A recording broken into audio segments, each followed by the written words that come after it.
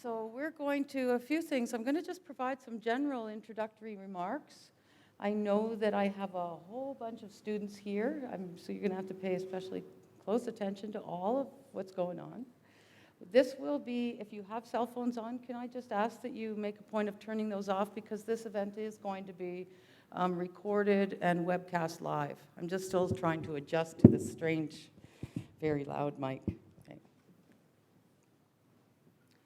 And thank you for taking the time to be here and for being interested in a forum that happens to be called Rape Culture and the Future of Dalhousie, and for caring about the future of this university. I'm Margaret DeNike. I'm on faculty in the Department of Political Science, and I'm the coordinator of the Gender and Women's Studies program. And I'm currently teaching the introduction to Gender and Women's Studies, which I am totally enjoying, and I see that one of our other instructors is here as well. Before I say anything more about that, one thing I'm particularly excited about is that this year, the enrollment in that course, there's 200 students at the introductory level, which is higher than the enrollment has ever been in the history of Dalhousie University. And when I mention that to people, they say, see, something's going on. It's the same thing that's going on, I'd like to assume, that has brought you here and that will take you to the places that I hope this conversation might take you in really being an active member in transforming the culture of this university to the equality and diversity-minded one that we would like it to be. This event is the work of a collaborative initiative between the Dalhousie Student Union and several faculty at Dalhousie who happen to teach in the program of Gender and Women's Studies. And do critical race analysis, social justice activism, equality analyses, and the like. And it's also a collaboration with those who are interested in supporting and fostering the services, resources, and expertise within our communities that engage in the work, this kind of work at a very practical level. This began as an envisioned project that would be one of many of the necessary steps, I think, in making the rather horrid experience of the dentistry Facebook ordeal and all of the lessons that we might learn from it and from the harms that it has done and the responses we've taken and the insights that it has produced to move forward. And I think that's really the spirit that everyone is participating in this. This also includes insights and lessons into acting too slowly or too quickly or under pressure, or especially of the media, and really having the opportunity to reflect on those responses and the work that has been done in the reports on these incidents, which I'll be just mentioning and we'll be introducing in one sec. This also aims to pick up on the forum that we organized. It was also a joint initiative between Gender and Women's Studies and the Dalhousie Student Union. What would we do without the union here? That we had organized for January 15th, right after that the dentistry ordeal became public. And at that time, if you consider both the people, it looks about the same size audience perhaps. We actually had a switchover and halfway through, and other students joined us who had earlier classes. So we had about 700 students attend that, and about 6,000 online viewers, which I find really empowering in many ways. The interest in this issue and of the prevalence of rape culture and in making it meaningful in a productive and forward-looking way is clearly of great concern to many of us. And it's our aim to continue to foster and facilitate such concern with the aim of transforming the sexual and racial politics of this university and others, and ideally to be a leader nationally if we can be and should be. And I think every university should approach these kinds of issues with that very sentiment, right? So that we can actually be a leader in changing the culture, especially the rape culture as we refer to it. It's no small feat, to organize an event such as this one, and the one person who deserves the most credit for making this happen is Emily Davidson, who, where is Emily? I bet she's working hard. There's Emily right there. Really, really, Emily. She's on staff at the DSU. If you don't know her, you should know her because she makes you look really good. You know, you stand beside her and all these things happen, and then you get to take credit for them. So really, I'm really grateful, Emily, once again for everything you've done. And she made the last forum happen in so many ways as well. Also, by way of gratitude, I'd like to acknowledge that, being held here at Dalhousie University, this event is taking place on traditional and unceded Mi'kmaq territory, and that it is important for us not to forget this. And as those of us among the immigrants and descendants of immigrants that so presumptively enjoy the security and advantage of statehood or citizenship and the human rights that we so cautiously extend to so few other people, I'm personally grateful not to be among the millions of refugees, of the stateless, homeless, migrants, asylum seekers, whose life dream might be just to have what we so readily take for granted, even when there's no good reason for us to do so. And that is a place to call home, a place of peace or security, a place that grants us the privilege and fortune of being here and being able to address this rather than worrying about whether or not we're going to live. We have to take that really seriously as well. With respect to what lies ahead in the next 75 minutes, and that's, I know, what you're here for, I'm especially appreciative to have the fabulous speakers that we have. The first 5 of whom we're going to be hearing from. And because I have too much to say, it turns out, for an introduction, I'm going to be joining that group. Apologize for that in advance. And they'll be bringing perspectives from personal experience, their professional work as educators or activists or support service providers, and we'll let you know the standpoint from which they're speaking. So I've been trying to rein them in from different factions like the University Senate, the Board of Governors, the Equity and Harassment Office, the Student Union, it's entirely up to them from where they speak. But I can guarantee they all have expertise and have all been working on this particular issue in some way or other. And thank you to my colleagues as well. Professor Letitia Maynell, who's sitting right behind me here, she's going to be chairing the first panel. And Professor Jackie Gahagan here in the front row, who's going to make sure that the things that you're looking at are able to be seen, and among many other things. And Jackie will be chairing the second panel, which will begin at 2:30. So we're going to run from, just after 1 now, to 2:25. And then we're going to be breaking and reconvening with a separate set of panelists so that if you have to run off to class, you can actually have the fine experience of having a beginning, a middle, and an end to the event, or you can stay, and you're encouraged to do that, to hear the second set of speakers, which will be focusing more on the recommendations of the report. And also thank you to Jacqueline Warwick, who teaches in the Department of Music and is the former coordinator of Gender and Women's Studies, and who has been helping to pull a bunch of things together at the last minute for me. And Alana Catapan. Are you here, Alana? Yay, hi, Alana. And one thing that Alana has done, and this is what is so wonderful about Gender and Women's Studies programs, where you're just really counting on the incredible contributions of so many people to make something that's kind of virtual very real. And that is, Alana's organizing a lecture series that the Dalhousie Feminist Lecture Series. You'll see little orange pieces of paper if they haven't been handed out. You'll also see a notice on here that advertises these, so that you can, when you just can't get enough of the kind of analysis that we're doing here, you can continue all throughout the year and attend these on a regular basis.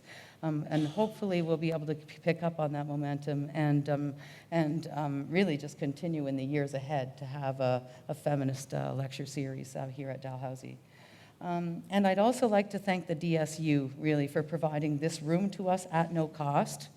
Again, really appreciate that. And the Office of the President for its support in covering all of the additional costs, including the setup and the audio equipment and live cast that enables students and others elsewhere to attend this event and to be here with us when they actually can't be here. So today you're going to be hearing from 10 to 12 speakers if you count the chairs, and I've let the chairs talk just because they wouldn't be able not to, and so we're formalizing it that way. We also have, as I mentioned, we've scheduled this so that you can leave, so feel free to do so at 1:30, okay? Yes, I've asked you to turn off your cell phones, and, oh yes, and there's one more point that I want to make. When we originally organized this event, or thought about organizing it, our focus was the Backhouse report, as we're calling it. We're calling that after the name of the lead author, Constance Backhouse. And that's the report of the external task force on the faculty on misogyny, sexism, misogyny, and homophobia in the Faculty of Dentistry. That's required reading for my students, as you know, right? So, and that's what you're going to be hearing mostly about. But in the process of organizing that, some of the people that we had invited had insisted, and very rightly, on the importance of addressing other reports as well. And including, just when I refer to the Backhouse report, right? This is the report of the external task force. Okay. I know it's really important to keep these, because what you're going to hear is all these conversations are going, which one are we doing right now? And this is to just kind of help lay that groundwork to sort that out. Secondly, what's often called the Belong report, or the 5.2 initiative report, the Belong report. Okay, now that report isn't specifically attending to dentistry, but was a report, or that was part of an initiative that was, and I'll be speaking about that a bit later, that was underway before this particular crisis or scandal happened to break. And that is, it's really on the work of advancing equality and diversity at this university, right? But we can't separate these in many ways, because speaking to any given study on what has happened even in the past year and what the ambitions of this university might be requires us to put all of these things on the table. The other report you might hear about is the report on the restorative justice process, right? And that's, the RJ report, it might be referred to that way. And that's the report that was done to describe and analyze the effectiveness of and to provide an account of the process of restorative justice that was used both as a form of resolution and, you can call it, I guess, investigation within and among the dentistry students and faculty who were involved in that particular issue. And finally, I know, just because I've heard about this, and I've got a nice little tip from a few people, where you'll hear a bit about, from at least a couple of speakers, of the report of the Truth and Reconciliation Commission on Aboriginal residential schools and the treatment of Aboriginal peoples, including missing and murdered Aboriginal women.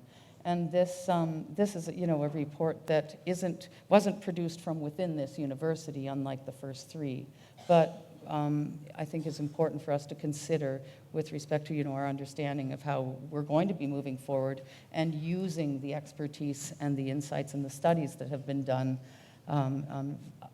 externally to do so. So I say that knowing that my colleague Letitia is going to actually be giving you a slide that shows you these reports so that you can go, can you say that again? Just so we can be crystal clear about that. And I'm going to now turn the floor over to Letitia, who will be introducing our panelists.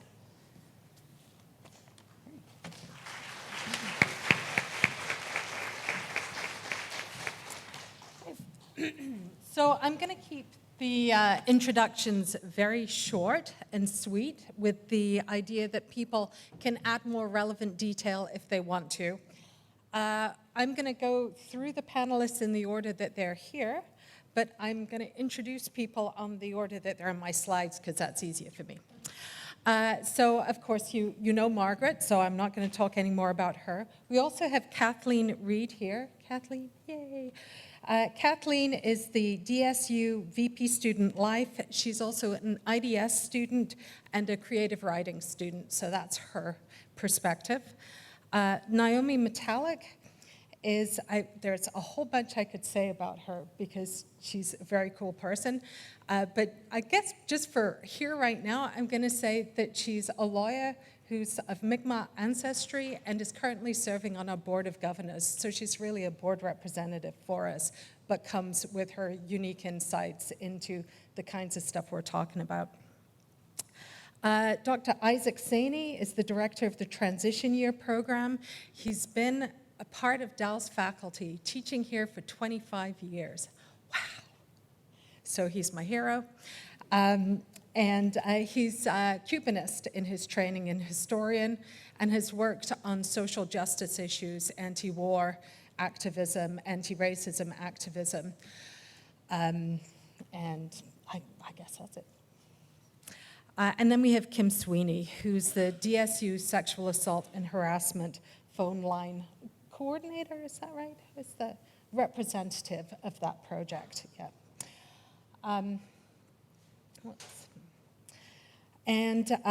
She has a background in Indigenous environmental studies from Trent and is currently a law student at Dal.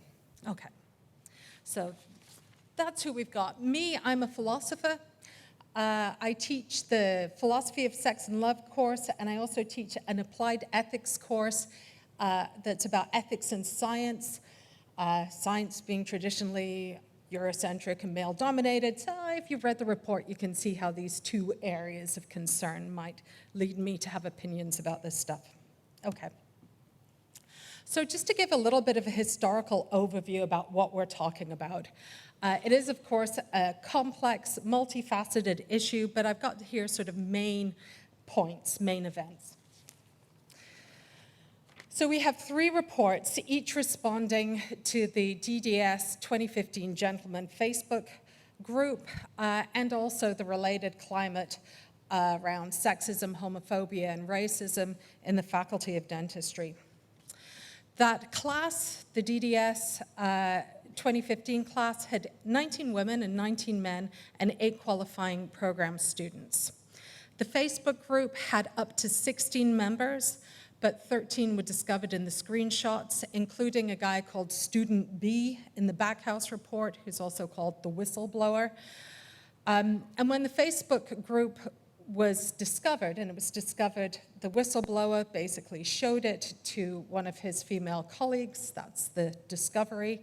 That Facebook group, it turned out, had a lot of rape jokes, or at least some. We don't know how many. There are some rape jokes about patients and lesbians. There's polls about sex with female classmates.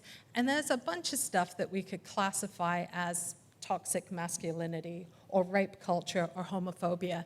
And I think one of the interesting questions for us here now is trying to figure out how rape culture, toxic masculinity intersects with other forms of oppression and creates the environment in which we're living, because we don't want to live in it anymore, right? And really, that's what this is about, understanding where we are so we can know how to get beyond it, right? And that's the opportunity that this set of reports gives us, right? It gives us this opportunity to see ourselves so we can improve, get better. So we've got student B showing student A, who is one of the women who was actually named, right? So think about having the experience of finding out there's a poll that your colleagues, soon to be your professional colleagues, because we're talking a 4th-year class with people who are just about to enter the profession, finding out that they would or would not want to hate fuck you, right? Yeah, not such a good feeling. And so she tried to make a complaint about that Facebook group and about what she identified as a contributing culture of sexism and misogyny in the Faculty of Dentistry. When you read the Backhouse report, you'll see that it's not really clear that that effort to make the complaint ever got any real traction. 4 other female students initiated an informal complaint against the Facebook group and the Faculty of Dentistry, and that's what initiated the restorative justice process. So the restorative justice process included 12 of the 13 found men, right, who were part of the posts. So the person who was missing was a whistleblower. He felt that he was in the right, and so he shouldn't have to go through this process. I'm taking that from news reports. It may be wrong. There were another 3 men from the DDS 2015 class, and then 14 women. 6 of the women who were named in the posts So there were 3 others who were named who were not part of the process. And also the initial complainant wasn't. So the Dentistry's Academic Standards Class Committee, the ASCC, was deemed responsible for judging whether students met the professionalism requirement and successful remediation. There was a kind of moment when something called the cavity. People read about the cavity. Is this news to anyone? Who doesn't know what I'm talking about when I say the cavity?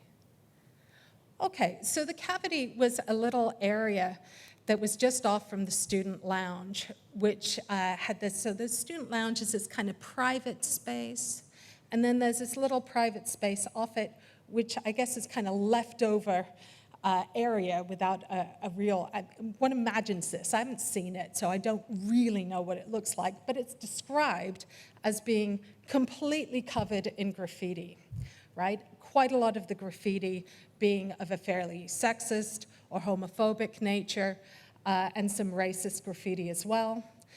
And the Backhouse report, I think, mentions that there were a lot of penises that were depicted, right? We're starting to get the picture of this kind of space, right? And it seems that people would kind of sign their names as graduating students when they left this space.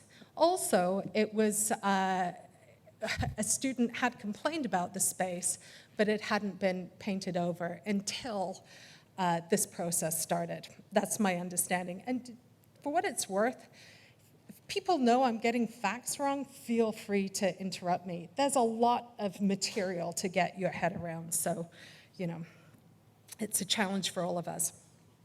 The restorative justice process looks, certainly according to the Backhouse report, to have been extremely successful for those who participated in it. And the men who participated in it were considered remediated by the ASCC. And the Faculty of Dentistry has started what's called a Next Steps program.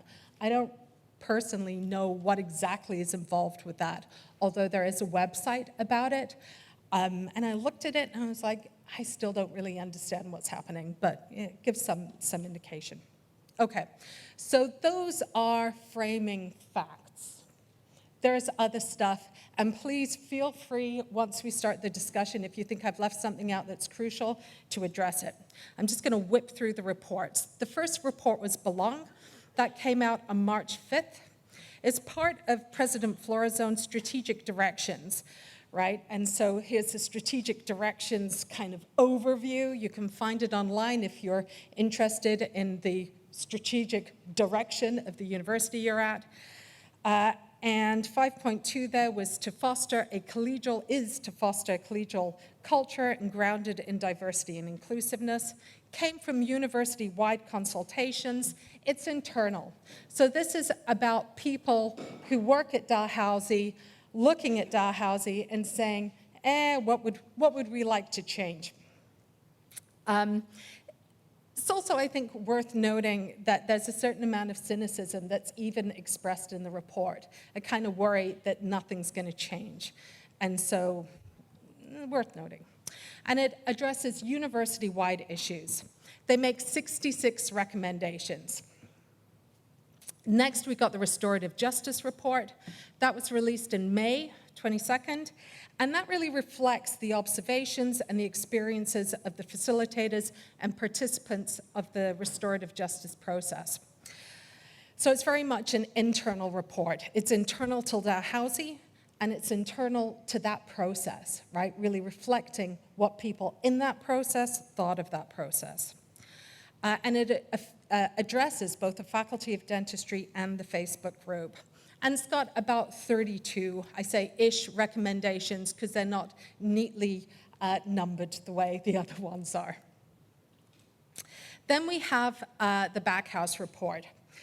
Full name, Report of the Task Force on Misogyny, Sexism, and Homophobia in Dalhousie University Faculty of Dentistry. That was released in June.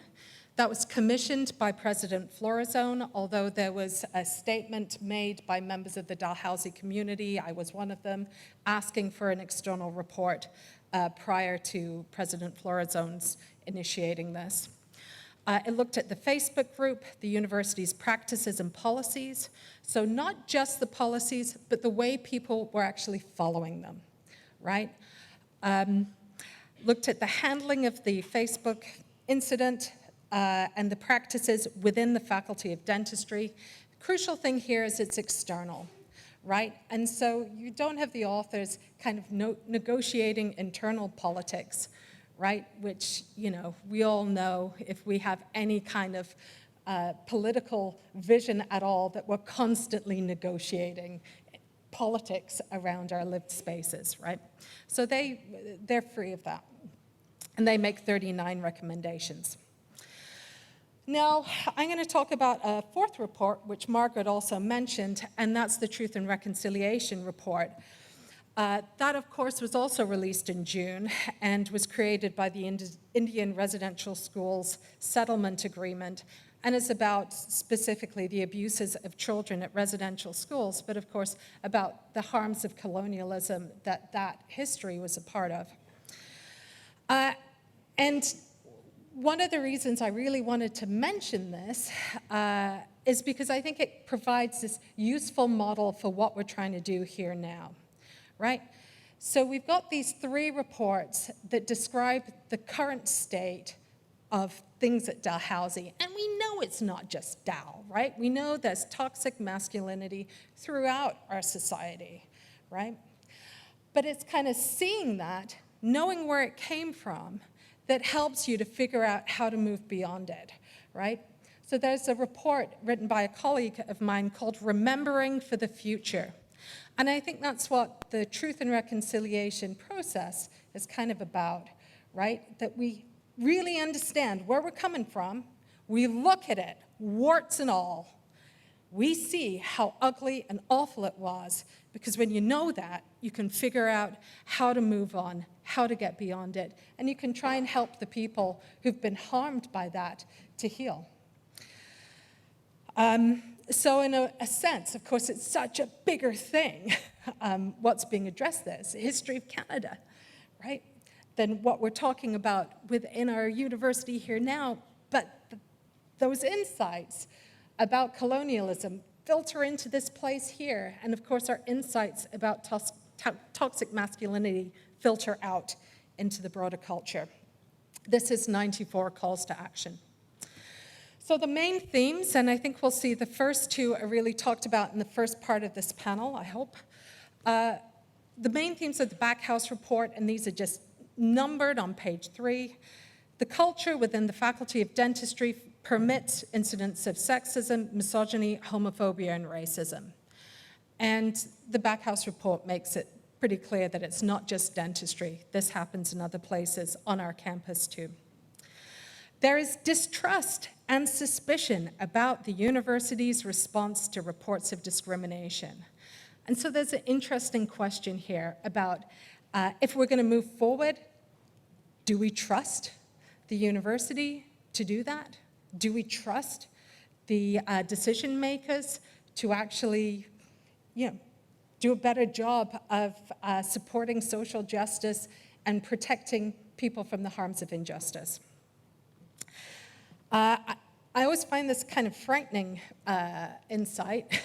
They think our policies and processes are actually pretty good compared to other Canadian universities, right? So this happened while Dalhousie's policies are looking good, which means that maybe the big problem is one of culture, right? And the big problems are one about trying to negotiate these issues. Now, the second half of the panel, I think, will be looking more at these last two themes, the idea that the best route is to focus on systemic change. Don't dicker with our policies. Sure, mend some of our practices, but we got to understand how systemic discrimination is informing us as an educational institution and recognize our obligations as an educational institution to actually fix it. And this is the last idea, that education and research is the key to significant and lasting change. Okay, the last thing I want to talk about, and I'm very cognizant of the fact that I'm saying far too much, it's just kind of rules for discussion, right? Again, this comes right out of the Backhouse report. I fear people won't be able to read it at the back, so I'll make comments, so I'll focus on the highlights. Don't minimize it. We don't minimizing what happened, minimizing rape culture, minimizing toxic masculinity isn't helpful, it's wrong. We have many incidents, again, of misogyny, racism, and homophobia, and other forms of discrimination on this campus. And of course, so do many other Canadian campuses. Don't focus on a few bad apples. It's not helpful, right? That's not going to help us actually change. Being defensive is unhelpful. If someone says, hey, you're engaged in a sexist practice, saying, how dare you call me a sexist? That's the wrong response, right? Figuring out if they have a point. Maybe you are. That's the right response, right? Figuring out how you can do better. That's the only way forward. Because the status quo is unacceptable. I, as a philosopher, have a final kind of...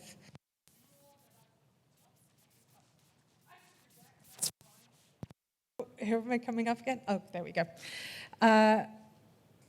It's not a PR problem, right? We don't have a PR problem on this campus. The truth is not our enemy. We don't need to spin things. We need to know where we are as a campus community in order to do better in the future. And that's, I hope, going to be the spirit of this discussion. And now I'm going to turn it over to our panelists. Naomi. All right. Thank you very much. Let's see. I was told to speak as close to this thing as possible. All right. I think you can hear me all right? Great. Well, first of all, I'd like to thank the organizers, especially Margaret and Leticia, for your work on this and also for inviting me to be a part of this panel. As was mentioned, I am a member of the Board of Governors, and I have been since last September.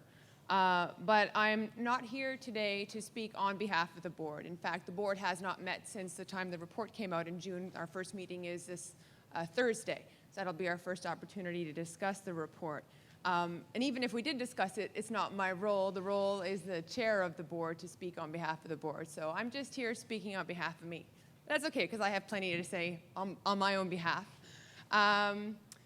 So before I make my remarks, let me tell you a little bit about myself and situate myself. So as is mentioned, I am Mi'kmaq, and I grew up in a Mi'kmaq community on the Gaspé Coast of Quebec.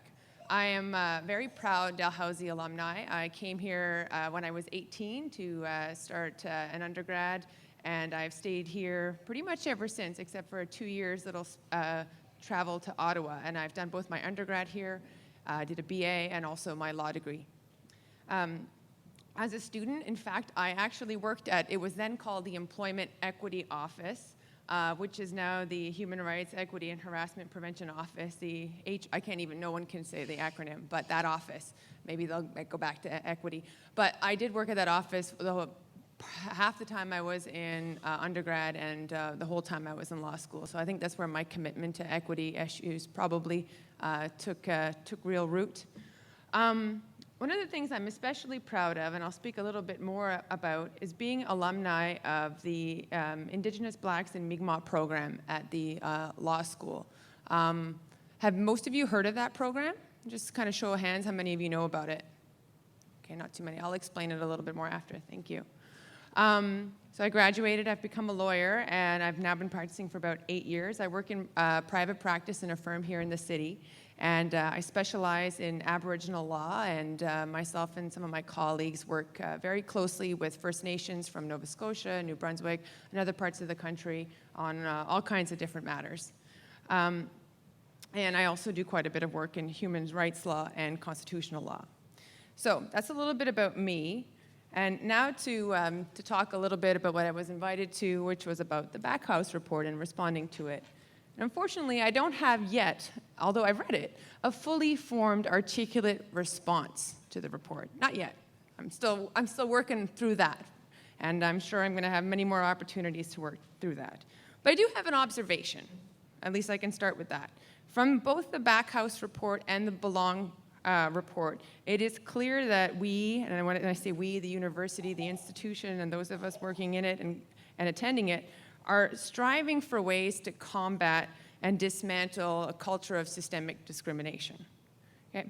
And systemic discrimination didn't start with the dentistry matter, right? Systemic discrimination has been along for a long time.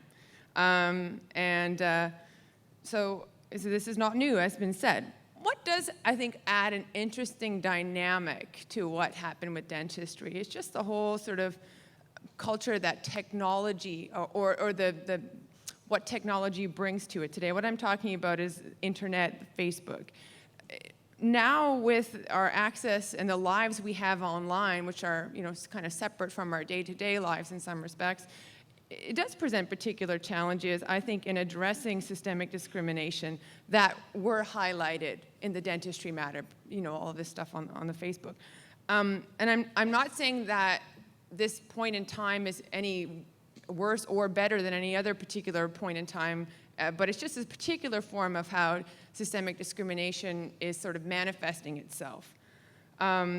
Because we can now live in these online spaces where you can basically sort of create what I call like positive feedback loops. So if you have a particular view, if you feel that certain people are better than other people, genders or races, you can kind of surround yourself with a bunch of like-thinking people and never have those ideas in that sort of online world challenged. You have blogs, you have chat rooms, and where people who are of a like mind on something go, and they all sort of super support each other, and there's not too much dissent. And also, the internet allows for this, a place of anonymity where, if people do challenge others on their particular viewpoints, well, it's very easy to dismiss or even attack or personally attack that person who is challenging you. Instead, and so this is kind of the defensiveness, but we see defensiveness kind of writ large. Almost, you hear things these days about if women speak out about issues, sometimes they're threatened online with being raped on Twitter and all these crazy things. So it kind of really demonstrates this sort of defensiveness, as opposed to what we might expect in civil society, which is to engage in a dialogue with people when we don't agree with them and trying to understand where they're coming from and examine our own view in relation to that. And so I don't know how you fix the internet problem. I really don't come with any answers to that. But I do think that world sort of stands in contrast to what I think one of the main ideals of what a university should be, and what I think Dalhousie strives for, is being a space for learning and discussing and having a respectful debate where people are open to changing their minds. I mean, I remember my undergrad and especially law school, my mind was changed a lot. And you learn to listen to different arguments and weigh them and examine your own. And that's completely what you should do as adults or people who are learning, and instead of summarily just thinking that your position is right and never considering other positions. So in this light, sort of thinking about what the ideals of what a university are and comparing it to what sometimes our online lives are becoming these days, I think we should see universities, not just Dalhousie, but all universities, as kind of key locations for battling systemic discrimination. And because of that, and I mean, so Dal has shown, the dentistry matter has shown us that we have systemic discrimination on the inside to battle, but there's also discrimination far beyond the walls of this university that need to be battled. And so I think that combating systemic discrimination, both within and outside our walls, should be something that the university strives for and is actually deliberate about. So not reacting, but actually, this is something that we should do. And I'm going to speak a little bit more about what I think there's no one answer or solution to addressing issues of systemic discrimination, but I come from a particular viewpoint, so I'll mention it. I think that policies are important, and Letitia already mentioned the sort of comments on policies, but policies alone are not enough. I also think education and research and teaching about those who are marginalized and experience discrimination and their struggles is very, very important. But I also don't think it's enough. In my view, I think it's incredibly important to create places and space within this institution for members from marginalized communities to have a community within this larger community and to draw strength from it in a way that it makes them feel safe and supported enough so they feel comfortable voicing their views and thoughts, almost creating a space to incubate those views. And I think that's so, so important. So I'm going to give an example in it because I think that that's actually happened here. And I'm going to go back in time a little bit and talk about an initiative at the law school that was created. I mentioned that I was part of the Indigenous Blacks in Mi'kmaq initiative at the law school. So that was created in 1990 as a response to yet another report. So I'm going to add this to your list of reports. But this is a key important report that we shouldn't forget about, which is the Royal Commission report on the wrongful conviction of Donald Marshall Jr., who was a young Mi'kmaq man who served 11 years of a life sentence for murdering a young black man by the name of Sandy Steele, who was in reality murdered by an old white man by the name of Roy Ebsary. And the report found that the justice system failed Mr. Marshall at almost every turn. And this was due in no small part to the fact that he was a Native man and to systemic racism in Nova Scotia. And so as part of that response, the law school created an access and bridging program, which involves having 12 designated seats every year for their first year incoming class. And it's the way it's divided is 6 for African Nova Scotian or Black students and 6 for Mi'kmaq or Aboriginal students. But it's a program that reserves seats, but otherwise it's the same program as the rest of the students in law school take. They write the same exams, they take the same classes. They do, however, receive some academic and social support as well as some financial support. So let me talk to you about how important and how crucial I think this program is. Since its creation, it has graduated over 150 Black and Aboriginal students. Before that time, there was zero Aboriginal Mi'kmaq lawyers in the province in 1989.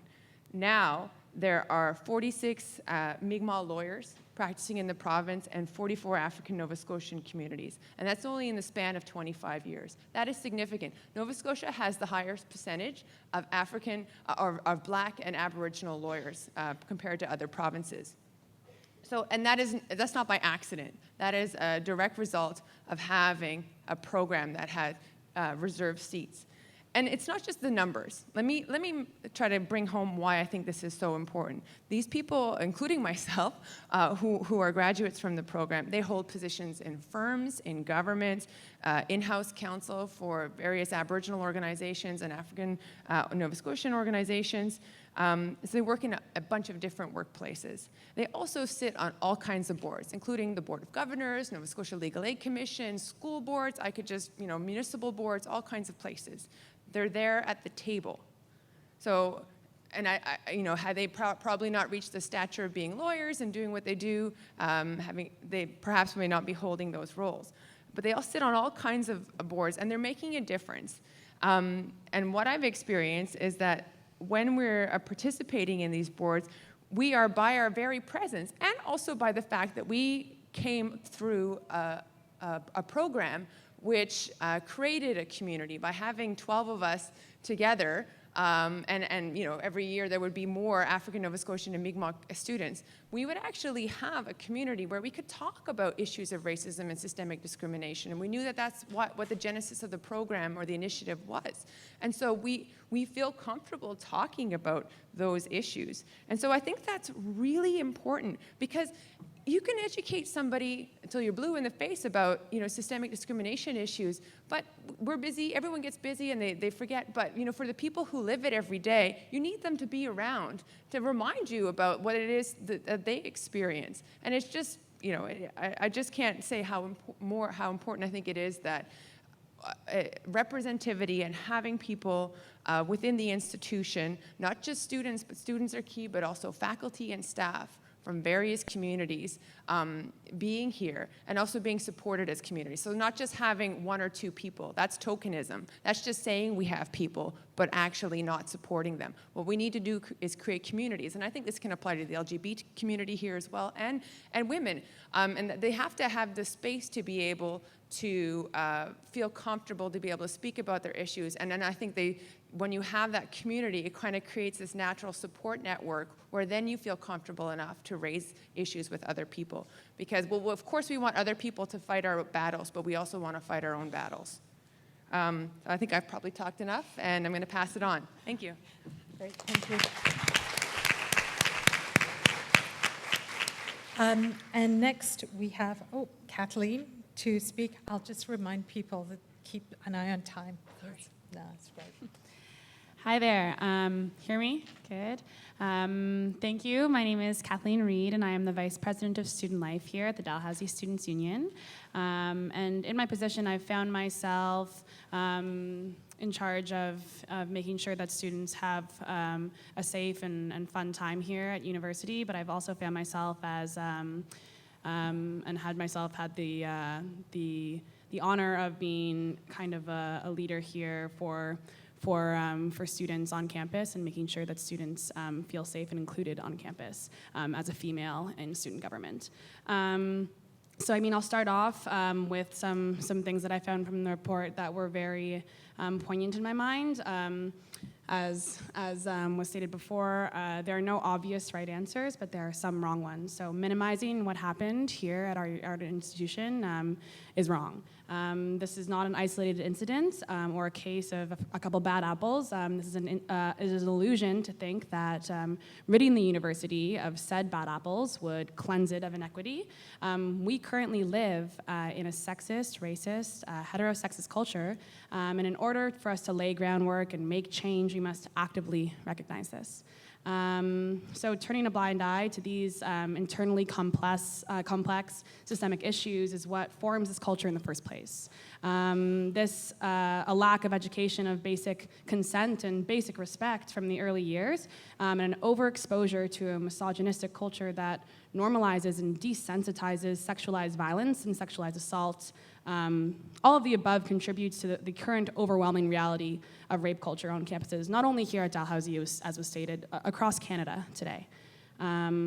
So in my position, I am in charge of orientating all new students who come into Dal. And what we found from this committee of students has found is a lack of education of consent and respect as they're entering university. So students are entering university with a lack of education on basic social behaviors. Students move into residence without knowledge on what consent might be. And even basic notions of respect are skewed and confused.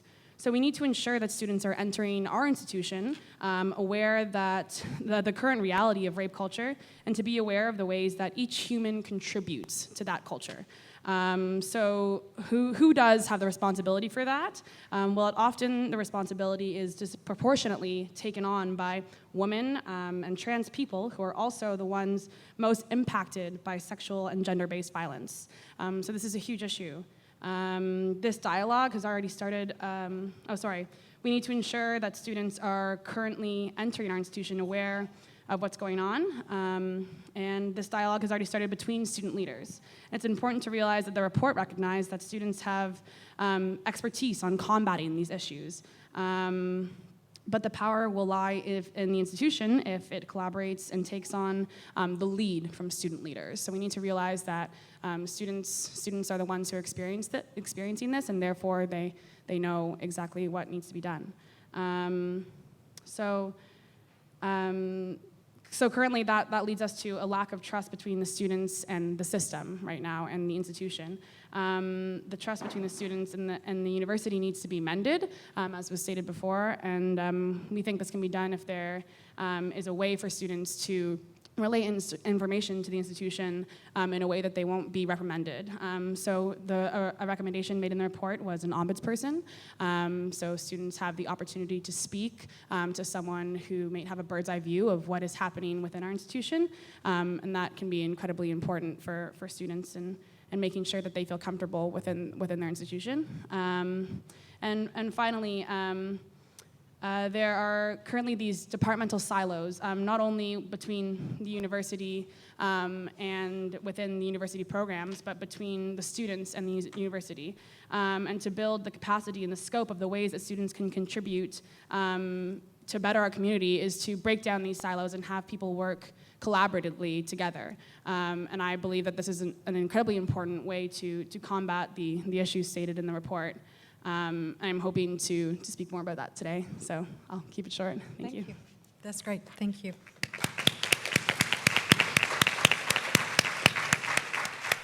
Isaac? Well, first I'd like to thank the organizers. Yeah.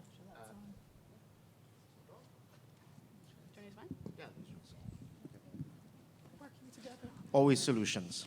Okay. First, I'd like to thank the organizers for putting together this panel. It's not often we get Mi'kmaq voices and a Black Nova Scotian voice to address students at Dalhousie, even though increasingly we're seeing initiatives of that nature. First, a little bit about myself. I'm the director of the Transition Year Program, which I will talk about later on. My roots, as you can probably tell from my accent, lie in Trinidad and Tobago, smallest country ever to play in the World Cup, as I always like to point out, as well as in the Black Nova Scotian community, but I also have Mi'kmaq roots as well. I am an alumnus of Dalhousie University. I did a law degree at Dalhousie Law School, which was an interesting activity in and of itself.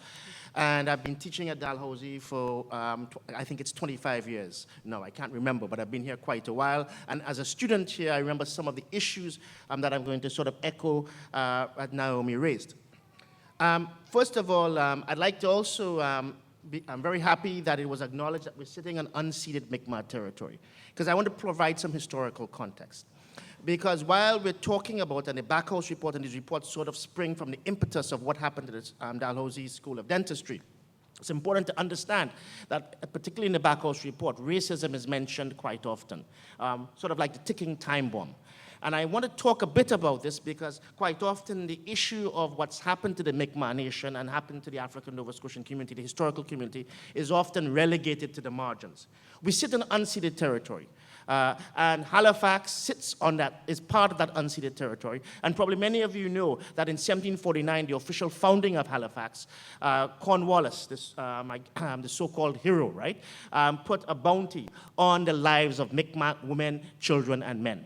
And that was £10, which was considerable at that time, and then raised it to the exorbitant sum of £50 in 1750.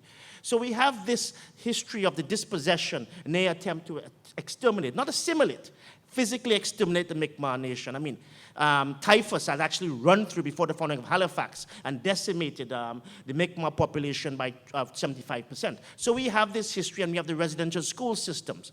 This history of when the physical extermination failed, then they went to cultural extermination as well. I use that term, and I think if anyone looks at the Convention on Prevention of Genocide, you can see these policies very clearly fit in to how genocide is defined. It may seem to be a term of hyperbole, but I think it's important as well. This is also a province in which slavery existed.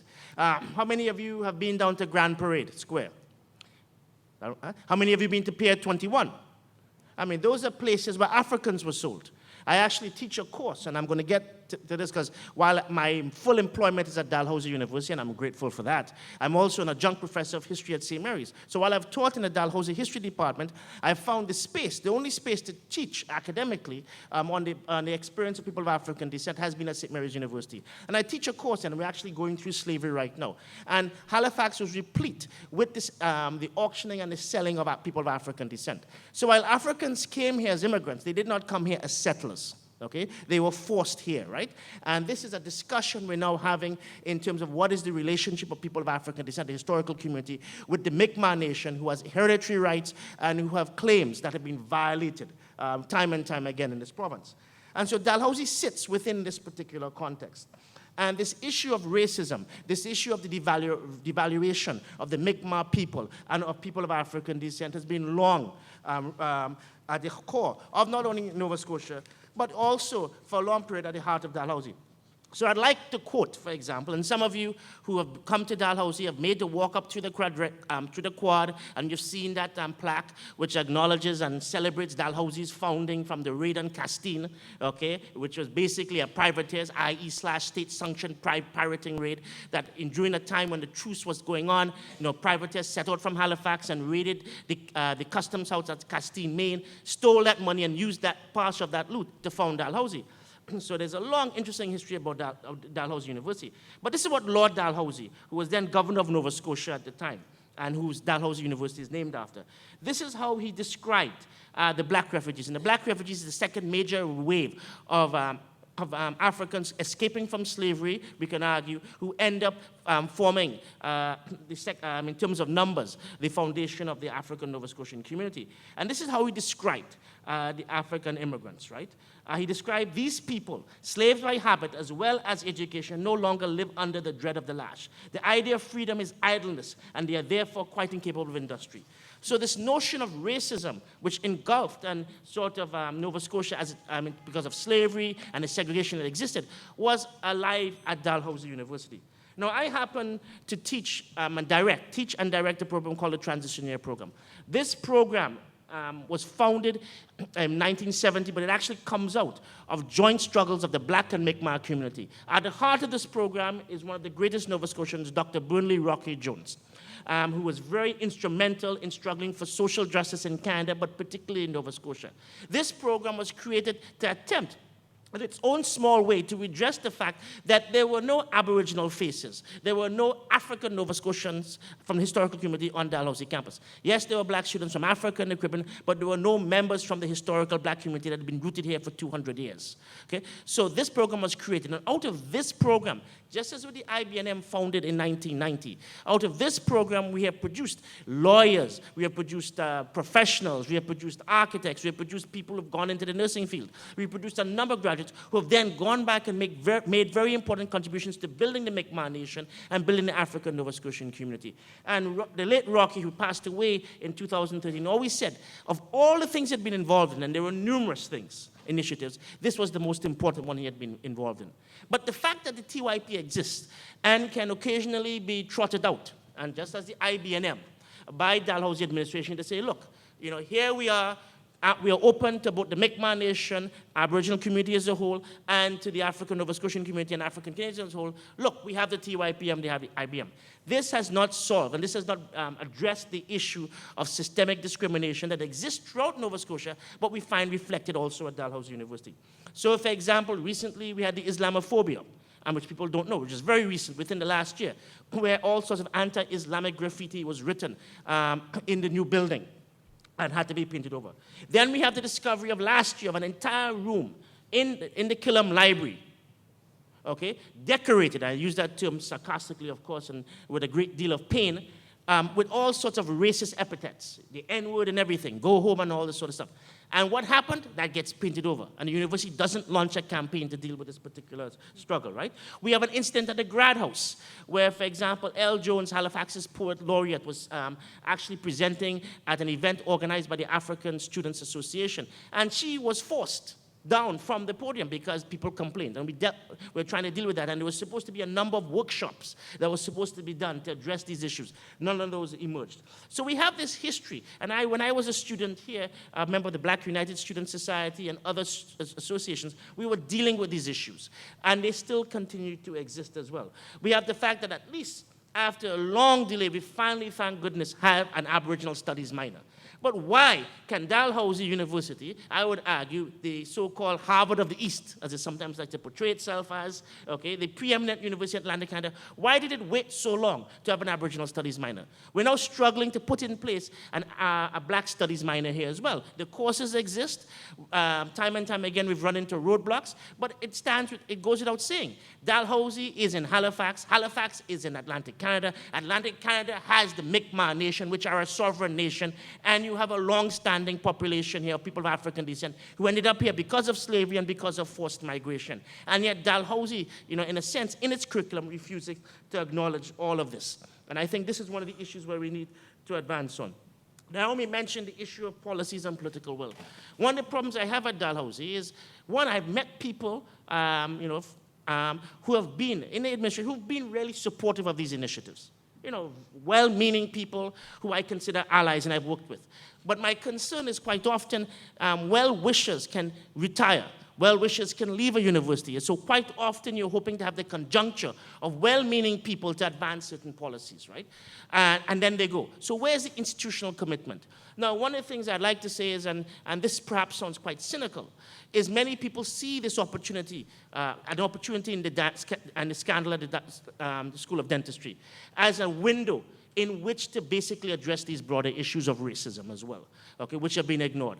And so, for example, you have Ntombe, the student from South Africa. I don't know if she's in the room, okay, but Ntombe did a very powerful thing where she interviewed black students and Arab students about racism on Dalhousie campus.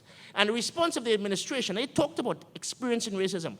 Wasn't that, oh my God, this is horrible, how do we stamp this out? The response was, oh my God, isn't it great that our black students and other non-white students feel so safe that they can talk about racism?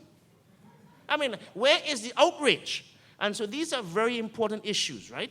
The question is you have to work with people. And that's important. And so I have a lot of people I really admire in the administration I've worked with who take this very seriously.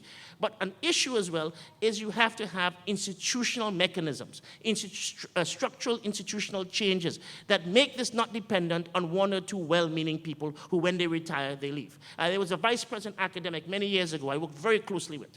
And then he got up one day and said, I can't do this shit anymore. Right? Which was obviously, I hate to use, I'm sorry for cursing, but that's what he actually told me. He said, I can't do this anymore, all the cutbacks and so on, he left. And then somebody else came in. I'm not saying a bad person, but their agenda, their focus was different. And so you have to fight over the same fight again. You have to try to win the same terrain again and so forth. So these are one of the issues. We need structural changes. And of course, as someone who has more or less a Marxist bent of mind, you need fundamental changes in society. I'm the director of a program aimed at redressing historical disadvantage and equity in the educational system. But the educational system itself has to be fundamentally transformed. So I'm in a Band-Aid program, in a sense. A program that's very valuable to the individual, so some of them will become some of my best friends. Okay? But at the end of the day, we're talking about Dalhousie, in a sense, training people to understand that society needs to change, and that it needs to change in very fundamental structural ways. Now, the last point I'm going to make is that the acknowledgement of Dalhousie being on unceded Mi'kmaq territory is also poignant, because very soon we'll be celebrating the 150th anniversary of the official birth of Canada. In 1867, July 1st, 1867, the British North American Act. A constitution that still remains in force despite the repatriation in 1982, that acknowledges, okay, two founding people, okay, and then grudgingly gives space for the First Nations. Okay? A colonial settler state. What is going to be our response to that? Is it going to be a celebration, okay, a commemoration, or is it going to be a critical analysis of what a colonial settler state means? Because a colonial settler state does not just redound to the deleterious impact of First Nations people or to the African people who were enslaved. It redounds to the negative impact of everyone who's a member of it. And I think this is going to be extremely important. How do we approach the 2017? Now, you know, the current regime, I won't give it a name, okay, is into war, is into celebrating the dispossession of First Nations people. Okay, I won't get into a discussion of Flanagan, okay, but into the discussion of First Nation. How are we going to carry on this discussion, carry on this conversation? How are we going to mark the founding of Canada officially in such a way that we acknowledge the hereditary rights of the indigenous people, we acknowledge the history of slavery, and we acknowledge the rights of all, in such a way that we can create a Canada, okay, that is fit for all, that promotes social justice and equity, and how is Dalhousie going to be part of that project? Thank you.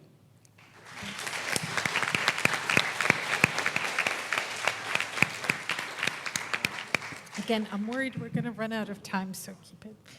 I encourage you to keep it short. But Kim?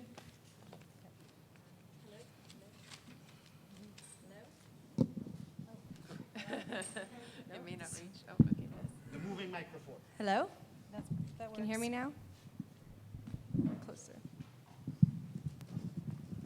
Okay. I'll lean. I'd also like to thank the organizers and my fellow panelists for sharing your knowledge and your experiences with us. I'm very humbled to be a part of this. That being said, when I was first asked to speak on this panel, I was a little bewildered and shocked. Why would they want me? I am not an incredible lawyer or a great academic scholar, nor an expert in restorative justice. I'm not even well-versed in the university's policies. I just did not feel qualified. But then a friend reminded me that I have the lived experience of being a woman in a violent, patriarchal society, a woman on a campus which, like many other campuses across Canada, the US, and beyond, is steeped in rape culture. A woman who resists sexism and oppression every day within a professional school at Dalhousie and in my greater communities.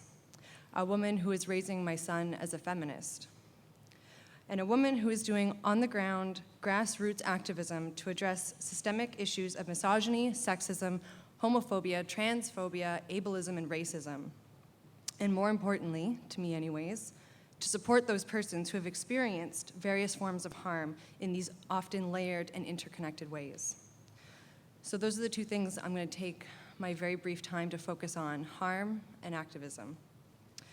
The Backhouse report outlines the various harms experienced by those directly and indirectly in the incidents at dentistry last year. And I feel the report was limited in its definitions and explanations of harm. Harm is a spectrum. It's a continuum. But it is often perceived in finite ways, and often only the harm occurring at the extreme end of the spectrum is legitimized and dealt with. Harm is everything from physical violence to misogynistic Facebook posts, to vicarious trauma, to racist comments made in class, to being catcalled on the street, to not having access to gender-neutral washrooms, to everything in between and beyond. It happens to all bodies in varying degrees, and it is all real. So why grassroots activism? Why student-led initiatives? Because despite our policies and procedures being comparable to or better than what exists in the rest of Canada, they are still completely inaccessible to students and faculties and staff trying to navigate them. Because of the gendered and racial hierarchies that structure our faculties, administrations, and especially our professional schools. Because of the politics of legitimacy and whose harm matters and whose voice is heard. Because of the rationalization of bad behavior. Boys will be boys. Because we have no office of the ombudsperson or body within the university that is capable of dealing with systemic discrimination and issues at our school. What else are outraged and exhausted students who are themselves dealing with these harms supposed to do but organize? I have had the privilege to be involved with the creation of two incredibly valuable services here at Dalhousie in the past year: the Sexual Assault and Harassment phone line and the Student Advocacy Society. Both of these initiatives were in the works well before the incidents occurred at the School of Dentistry last year. The issues brought to light in this report go well beyond the walls of dentistry, beyond the walls of Dalhousie, and they permeate our very culture, and they have been known to us for a very long time. Dentistry gave us the ability to gather momentum and propel our work forward where it had previously failed. And it's useful here to pause and examine why, and note a very legitimate critique that this issue, this dentistry issue, is a clear representation of white privilege, where misogyny directed at white, well-educated professional women attracted a huge national outcry, while many heinous acts against women of color and Indigenous peoples remain unnoticed. The phone line provides a safe, non-judgmental support to any persons who have experienced sexual or gender-based violence in any form at any point in the spectrum of harm. We make referrals to resources in the Dalhousie and Halifax communities, and we engage active listening and survivor-centered models. The Student Advocacy Society works with students who are considering making a complaint under either the Student Code of Conduct or the Sexual Harassment Policy. We explain their options in a non-biased way, which when we read the Backhouse report, we see was not available in that incident. We represent the student in whatever action they choose to take, formal or informal, and we remain their advocate and resource for the entirety of their case. We want to ensure that no student has to go through the isolation and lack of support that student A experienced. We need to build the capacity in our students, staff, and faculty to deal with systemic issues in our communities. We did not need an external task force to tell us what we have known for years. But now we have this as another tool. And I would like to call on the university to support student-led services and initiatives as a way to enact the findings of the Backhouse report and move together into a future in building safer community campuses for all students. And I would also like to call for us, students, faculty, staff, anyone who's a part of this Dalhousie community, to engage. Thanks.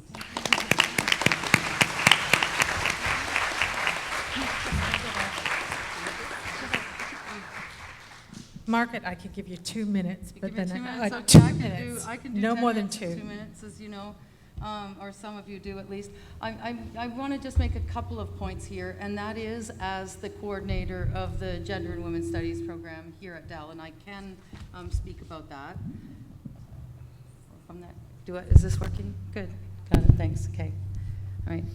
And to tie a couple of the fabulous points that have already been made together here, when the dentistry matter happened, someone made a joke to me that, well, this is the thing about jokes, that what this incident actually reflects is the way that Dalhousie thinks about gender and women's studies and race studies, right? And I have really been turning that over in my mind in so many ways since then.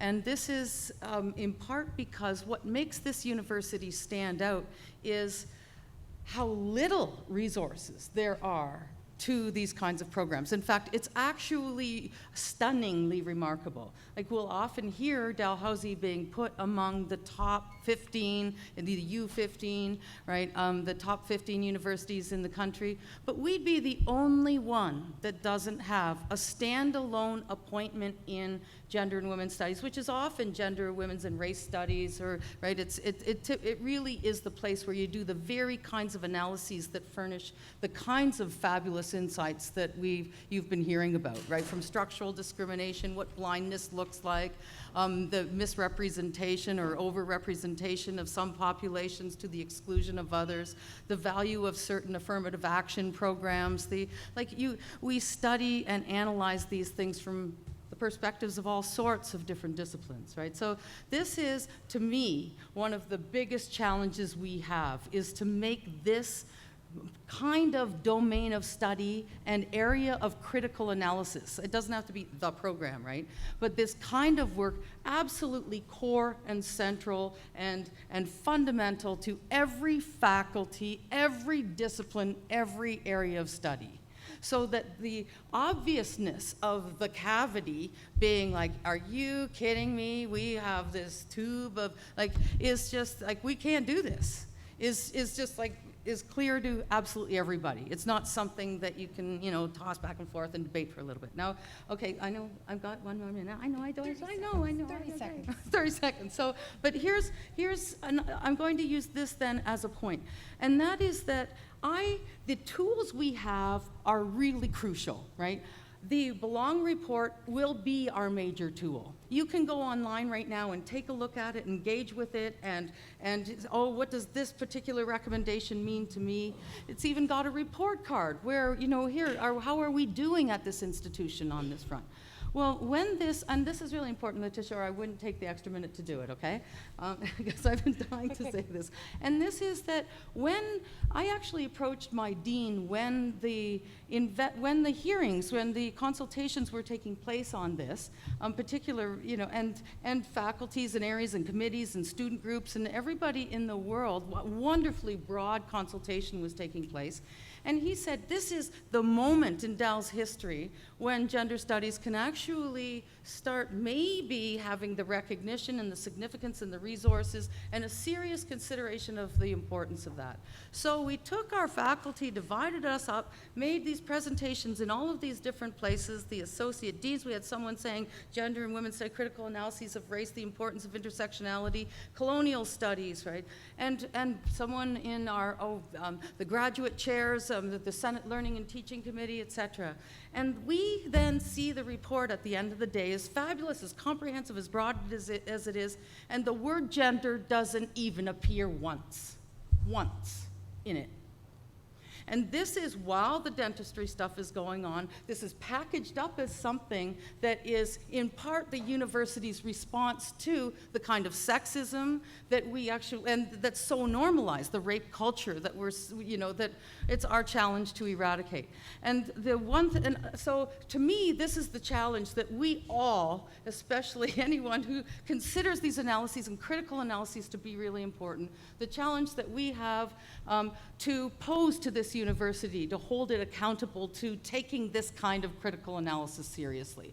Now, and I'm reminded of this fabulous metaphor that was, it's by a professor at the University of Ottawa, Elizabeth Sheehy, whose article is, and I remember reading this as a student, and it was called "The Sound of One Hand Clapping."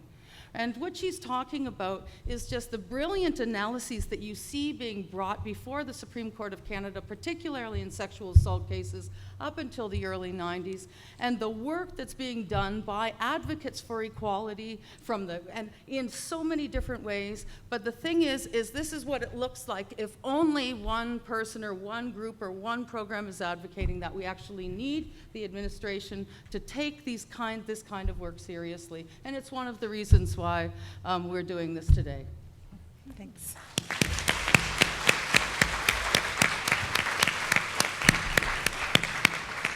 Okay, that's a lot to think about, and everyone's gone over, including me, for which I apologize, but I would love to hear some questions or thoughts from the audience before we have to go. There are standing microphones over here. They're hard to see. There's a standing mic over there. So part of what you're hearing today from all of us is you have to do a whole bunch of this work. So what are you worried about when you're thinking about how the hell are you going to do it? Tell me what you think. Well, I think I may just turn it over then. If no one's, I will try and channel telepathically your questions. And I'm going to throw a question out to the panel of what do you think students should do?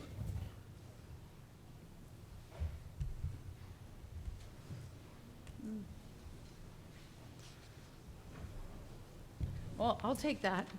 Sorry, that's the last.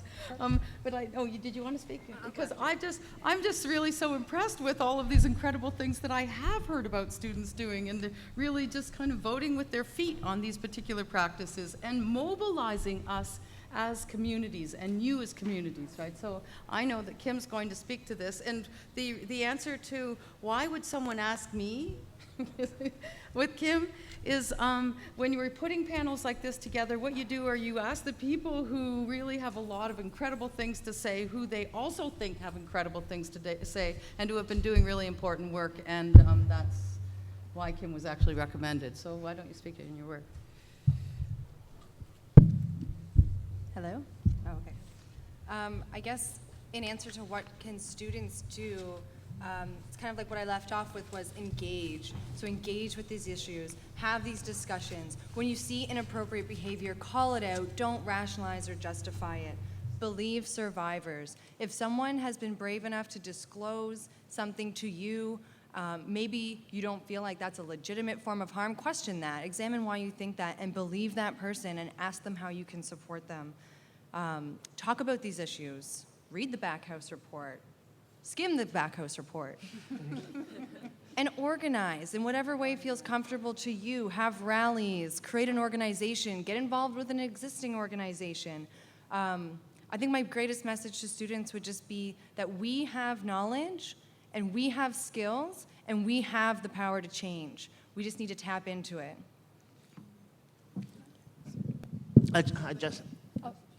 I'll just let Kathleen go first. Just like to add a point, organize. I mean, students are part of the society. There's this attempt to create this dichotomy between the youth, between students and society. I think organizing is the most important thing. I just finished reading probably the best autobiography to come out of the US civil rights movement called Ready for Revolution. It's a biography of Stokely Carmichael, who became known as Kwame Ture. And what stands out is how these students had that energy. Okay, these were youth. who organized from Howard University and other campuses to transform, as Mumia Abu-Jamal, probably the most well-known political prisoner in the United States, says, this dull reality we live in.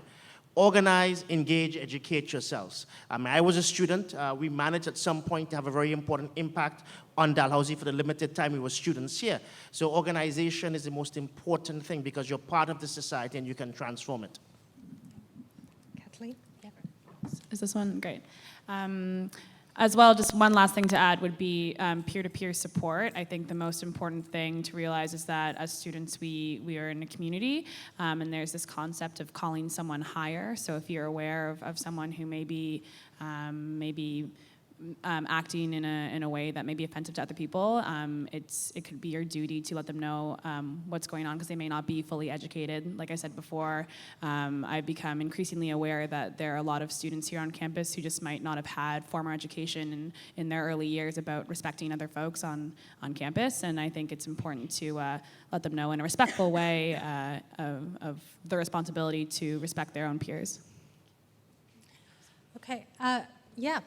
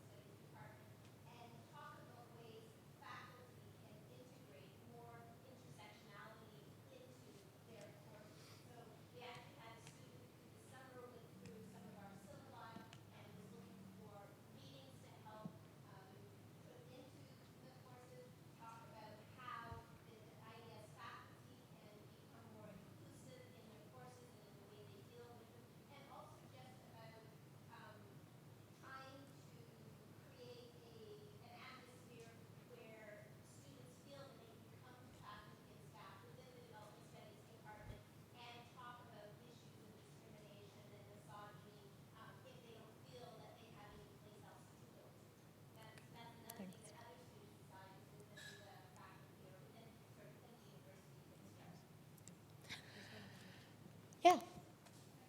Please do. Yeah. Yes. Can you hear me? Yes, we can. Okay. I guess another issue that I would say in trying to... Can you... Okay.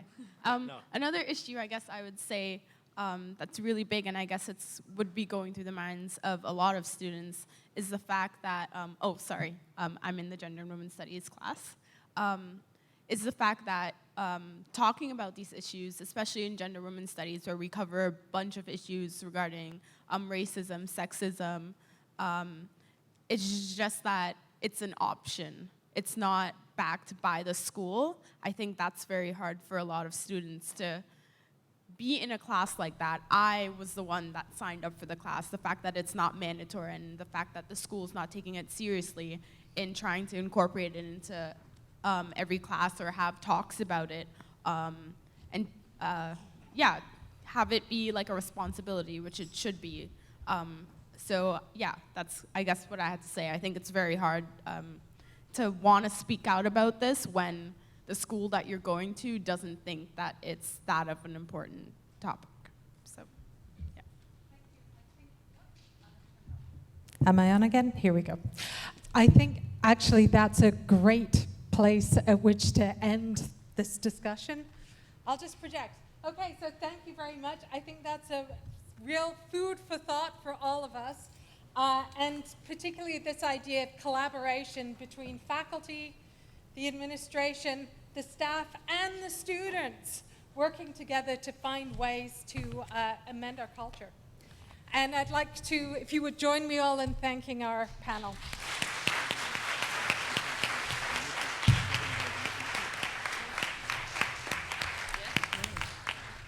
Okay, We'll just take 5 minutes and then reconvene for the next part.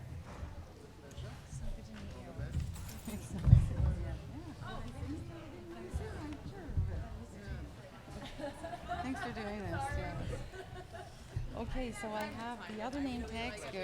You can keep yours if you want. You might need it for your desk when you develop Alzheimer's or like. Yeah. Oh, wait a second.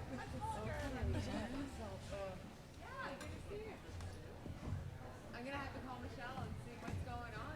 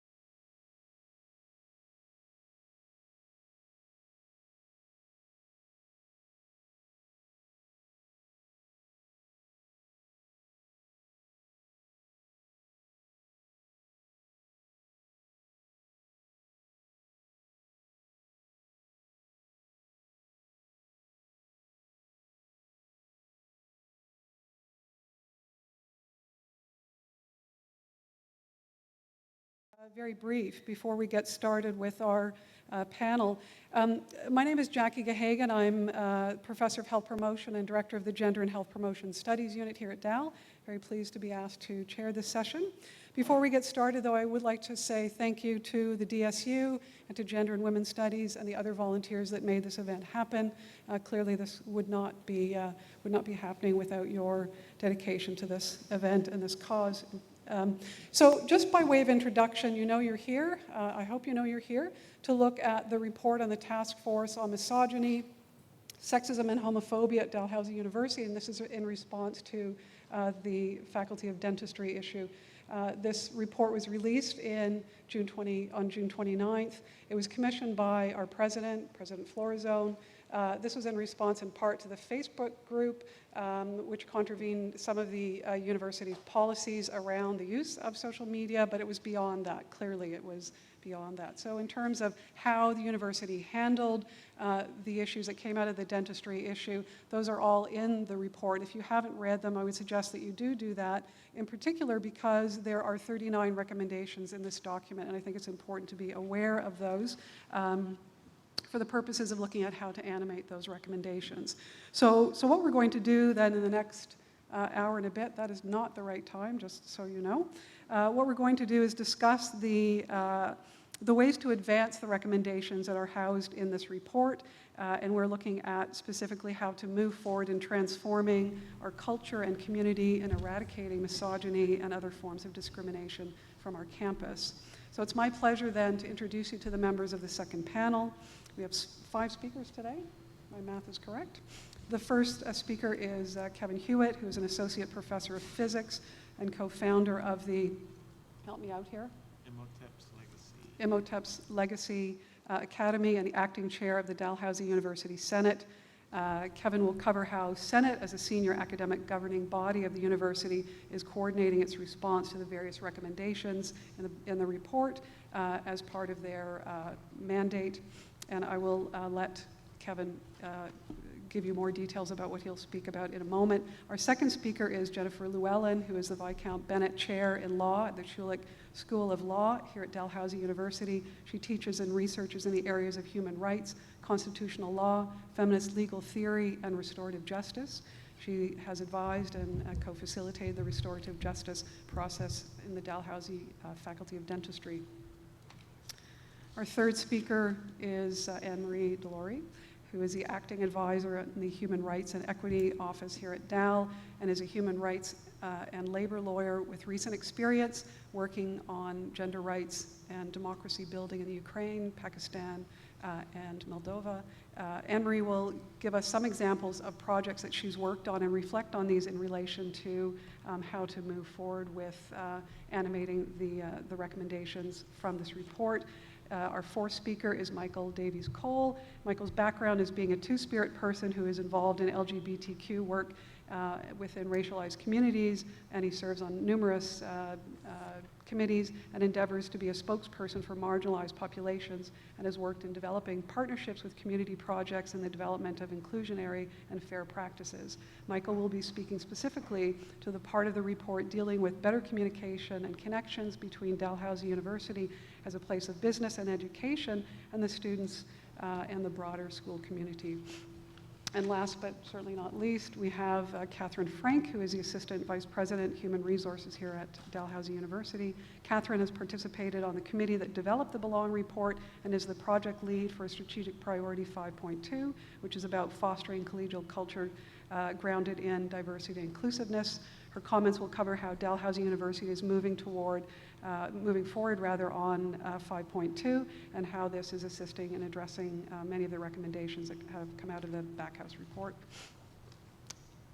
So before we get started, is there have I missed anything? I don't know if Margaret is back in the room. She is not. Are we good to go? All right, so I'll turn it over to Kevin to get us started. Thank you. Thank you. So I'd like to describe very briefly what Senate is planning with respect to the various reports. And to preface my remarks, I'd like to say that as someone who's been involved in student politics for a long time, active, at Simon Fraser University, University of Toronto, the view from the administrative side is eye-opening, and I really, over the next year, hope to help Senate basically take action on the various recommendations that are before us. So I'd like to add to the list of reports one that will be coming out very soon on Aboriginal and African Canadian student access and retention, a report that I've been working on along with Amy Bombay, a recent addition to the faculty, Aboriginal faculty member. So when you see that report, you'll see that there are a number of recommendations in there that overlap with various recommendations from the Backhouse, the Belong, the Restorative Justice, and the Truth and Reconciliation reports. So within the context of our work in the Senate, we've already set priorities as an institution through the 100 Days of Listening initiated by the President. And so our job is to try and synthesize those priorities with the various reports. So our plan is to establish a working group. We've called for a working group to basically try and synthesize the various recommendations into selected themes. Now, having worked in this area as a student, community worker, there are already themes that are emerging in my mind, and I'm going to list what I propose to be the themes from my perspective. This is not a set of themes endorsed by senators yet, but it's my thoughts around the themes given my experience. So there's a very nice report produced by UBC in 2009 that tries to collate best practices in diversity and inclusiveness. And they look not only to Canadian but to US institutions, because I think in this area the US is far ahead. And so within that report, they nicely segregated into 6 strategic or 6 selected themes. Number 1, and as I go through these, I'll try to recall some of my experience as a student in trying to move the administration at Simon Fraser University and at University of Toronto forward on these issues of diversity and inclusiveness. So strategic commitment is the number 1 theme. And that refers to a commitment from the leaders of the institution, so the president, vice president, etc. As part of that strategic commitments, one should establish things like campus diversity offices and centers, and diversity committees within each faculty. So just to bring it down to earth, at Simon Fraser University in 1994, in the 2 years that I spent doing work not as a graduate student, which my supervisor was very upset with, but work that I did in the community, we tried to establish a Studies in African Heritage program at Simon Fraser University, and we had the full support of the president at the time, Colin Stubbs. He, was interested in moving this forward. We, of course, interacted with the community to try and get their perspectives. And so, this was moving forward quite nicely. And then Colin was stepped down from his position because of a sexual harassment issue that the university felt he had handled inappropriately. So when that leadership was removed, of course, we didn't end up gaining support from other members of the community or the administrative level to move it forward. With him in place, I think we would have been able to accomplish that. So number one thing is that we have strategic commitment and leadership from the leaders in the institution. So second theme, around student admission and outreach. It's so important to link what's going on in academia to the community. And there's a number of reasons for this. Number one, as an institution, we wish to attract students, and we wish to attract a diversity of in our student body. And so if you reach out by establishing programs such as the Imhotep's Legacy Academy program and other programs that I co-founded here and at Simon Fraser University, you really reduce the barrier for those students to access. You communicate the message that they're important to the institution. And so that is crucial, I think, in the goal of enhancing the diversity of our student body, okay? So number three is, of course, once they get here, supporting student success and putting in place appropriate orientation. There are a number of recommendations around appropriate orientation and introduction for the students. Student societies, of course, as a student at University of Toronto and Simon Fraser, I started a number of organizations dedicated to the African Canadian experience. And of course, as students, awards not only provide you with the financial means, but they allow you to step away from the work that, as a student you might have to do to support your education. And number four, the curriculum and scholarship. So in that particular theme, it's important, and this is specifically within the mandate of Senate, to try and diversify the curriculum. All of the various reports speak to diversifying the curriculum, and very importantly, to integrate it into the regular, to all of the courses. So this is a very difficult process. In Washington, back in I think the report refers to 1994, a Center for Curriculum Transformation was established where faculty members,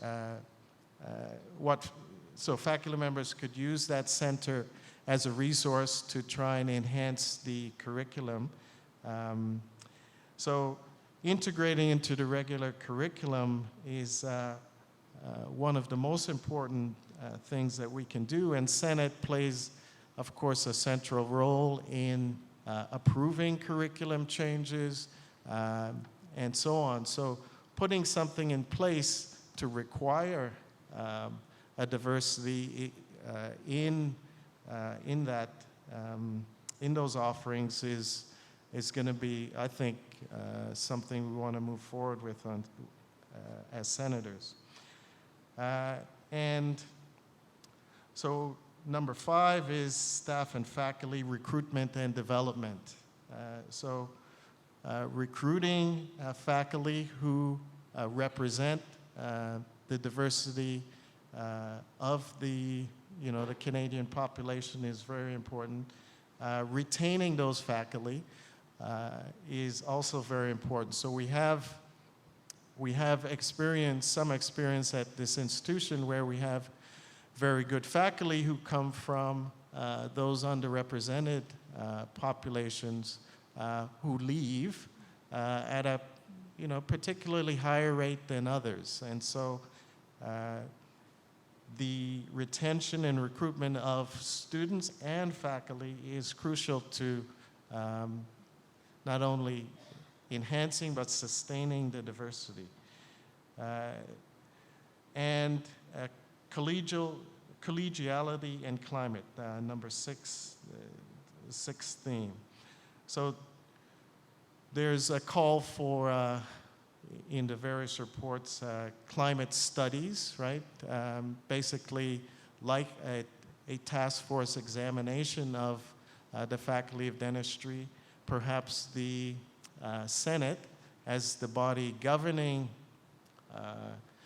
the academic priorities, etc., could function to conduct those climate studies. So those are 6 themes, and the idea is to try and bring together the various recommendations under, these proposed 6 themes, which I've proposed here. And then following that, once we've, as a working group, come up with the relevant themes, we're planning to hold a fall study day forum to examine how we can move forward on those various themes. So the idea is action, okay? There have been many reports published, not only recently, but in past years, and so a number of these communities have called for action on the various reports, and my task is to move forward these recommendations, in my role as chair of Senate, effectively and efficiently. So to end, I'd like to say that Senate, of course, plays a role primarily around accountability. Faculties are committees of Senate, so they regularly report to Senate, unit reviews, and so on. And so in the various recommendations, you would see particular emphasis on data being provided on a regular basis to Senate, and so once that data is presented, then questions can arise around performance indicators. So the other part of Senate's role is around the policies. So developing policies that effectively move forward these various recommendations will be key. So just like to end there and say that, as someone who has been involved in this area from a student perspective for a long time, both as an undergraduate and a graduate student, I'm in a unique position now to try and help move forward these things that have been a part of my life for a very long time. Thank you.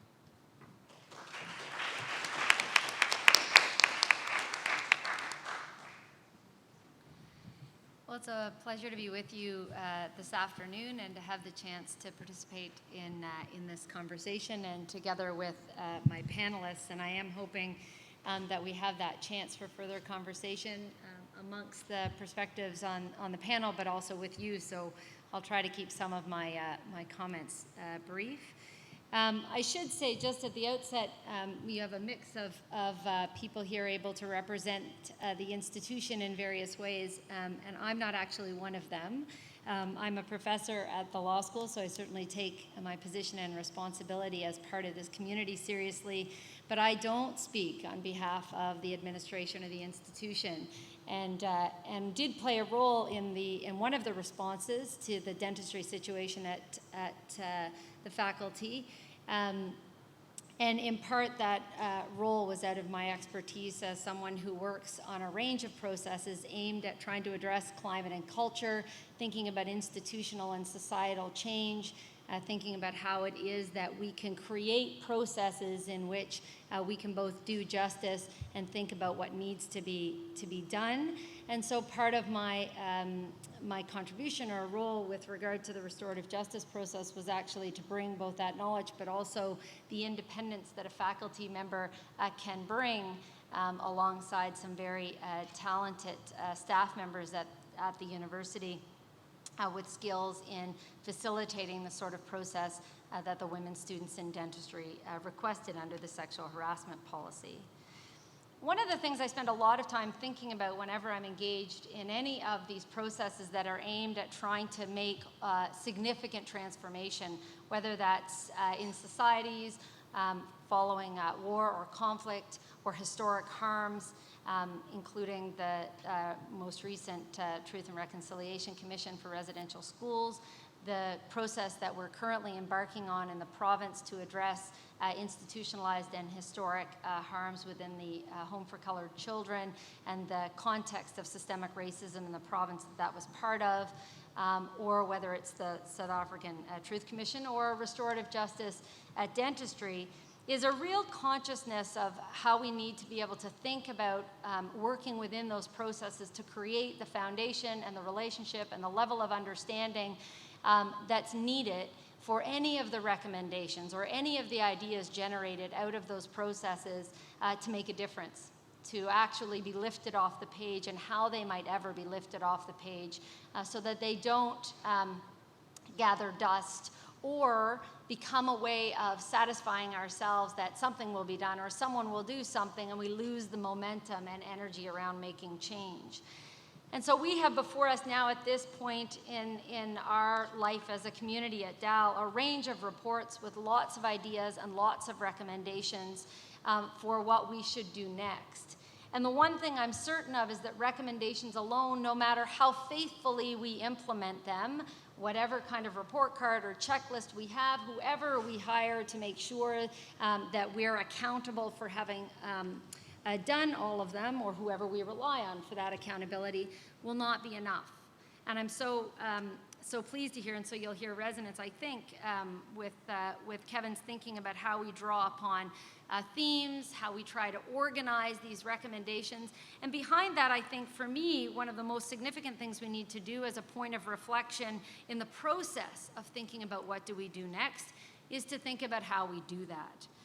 Is to actually think about the way in which we implement recommendations, the ways in which we work together to think about those next steps is actually the point.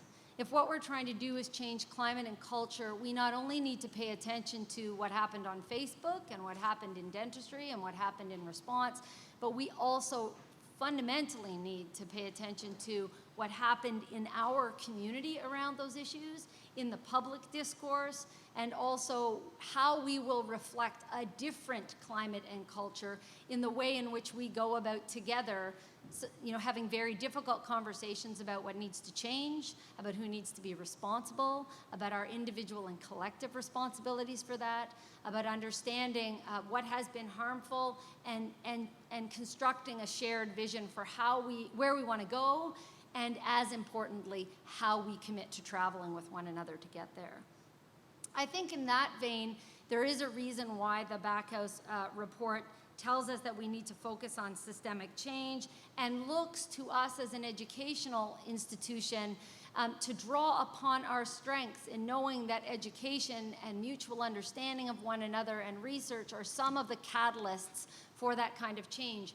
We are in a position where not only for our own sake, but in terms of modeling how we wrestle with this change within our community is a model for others elsewhere. And I take it that that's at least part of why there's been so much attention to this issue on our campus and on other campuses, as because of the role we hold in society and because of the trusted place we are of knowledge and new ideas and ways of being together into the future. So maybe just to say a few things about what I think will be fundamentally important. And in this, I think Letitia this morning or earlier this afternoon, it just feels like it was this morning to me, apparently, pointed to one of the issues that's central for our success in this. And I think it is this issue of trust. It is this issue of needing to go forward in a way that can begin through our work together, through our wrestling with next steps together, how we build trust with one another, how we build belonging and processes that can be inclusive, in which people can fully participate in having their voice and view heard, how it is that we have difficult conversations, but also how it is that we tackle the very real connection between individuals and the collective, individual incidences and their systemic causes and circumstances. We can no more change climate and culture on this campus by looking at policies and procedures and institutional change than we can only by punitive or individual responses to the few who cause significant harm. We need to do both, but we need to do both in a connected and integrated way, because we cannot fully understand the harms to individuals or individual acts absent that context, and nor can we know what to change in the climate and culture or how to change it if we're not willing to engage in the very messy reality of human relationships, particularly in circumstances where people caused harm. I think that one of the reasons the Backhouse report pays some attention to the orientation of a restorative justice response rather than the sort of more punitive responses that were alive in people's demands and instinctive responses around what happened last year is not simply because it's a particular model or a process, right? Not because of how the chairs will be organized or whether people will confront one another face to face. Certainly, I think we need to pay attention to that process in its details, as we do because we see it reflected in other initiatives, in the Truth and Reconciliation Commission, in the public inquiry for the Home for Colored Children, in our schools. There are 106 pilot schools across the province thinking about discipline and whole school approaches to building more inclusive and equitable and just communities in our schools using these kinds of responses. So certainly there's something to pay attention about. How will we go about the mandate that has been left us by the Backhouse report to focus on systemic change? How do we do that in our lived experience of one another, in our relationships and in our interactions every day? Well, we need to learn how to do that better, obviously. We need to be constructing processes, not just when things go wrong, but on the everyday, so that our lives and interaction, our learning and our working in this institution and in this community has space to be able to encounter one another, understand one another, and learn from one another in better ways, in more collaborative ways, in less adversarial ways. So certainly I think there's something to think about in terms of what did they think worked about that if they thought it worked, and are they understanding that fully? Maybe I'd leave by saying, but the other reason I think it's significant for us to pay attention not only to the decision that the women initially made and the students made by continuing to participate in a restorative process, was that underlying that wasn't just the process they wanted or the model they wanted, was actually a belief about what they thought the problem was.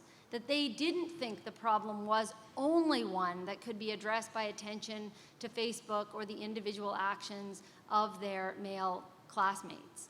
They understood those to be a part of a larger and systemic issue of sexism, of exclusion, of norms that were harmful within the faculty and within the university. And they sought some kind of process. They challenged us to find some sort of response under the sexual harassment policy that would understand that connection and could begin to address it. And that's a way of thinking about justice not only at the individual level, but deeply connected to that systemic level. And I think we still hold that challenge. I think we have to look at the ways in which that was possible within our existing policy frameworks, the ways in which that was very difficult to do within our existing frameworks, the way that it pitted existing policies and processes that focus more narrowly on individuals or focus more broadly on policy against one another. I think that's where our conversation and thinking about, okay, so now what in terms of how we will operationalize different recommendations, how we will work together to wrestle the best approach in terms of those recommendations and seeing an integrated whole out of our experience. And it's in that working together, it's in that figuring that out that I think will come out of this, having learned much more about how to be inclusive, participatory, and just in our relationships with one another.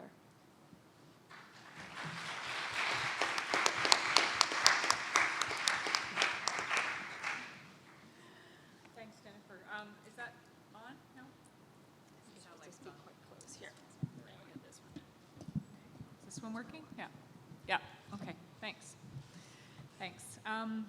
So I appreciate the invitation, and thanks to the panel before us and Letitia for chairing that, and as well to my co-panelists here to continue to kind of build the discussion around a response to the dentistry crisis scandal, whatever we call it, and the various reports that have flowed from the university and parts of the university in response to both that particular set of incidents, but as well as the bigger and longer term culture at Dal. I'm new to Dal. I came on here as on a temporary assignment to support the Equity and Human Rights Office, and I came in July. And when I was asked to speak, I thought that the best place I could start from is my experience around managing systemic remediation projects.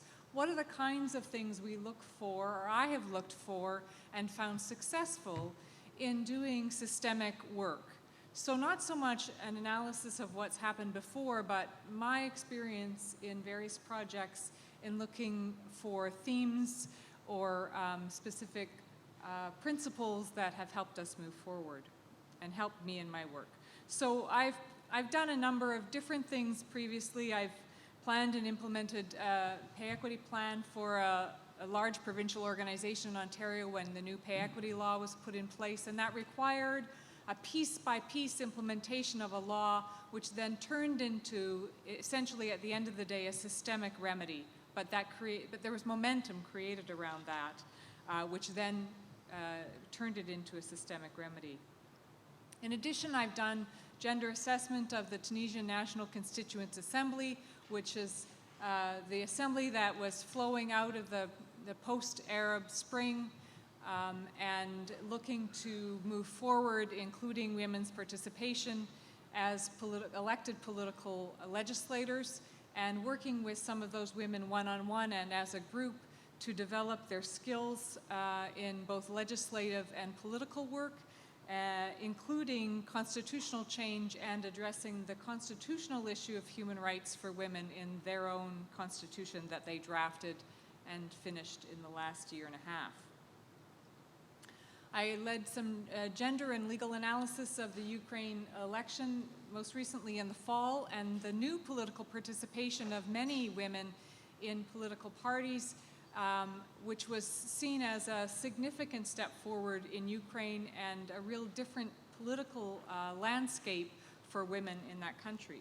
So I've looked at large and small systemic models and think about those experiences in bringing these comments.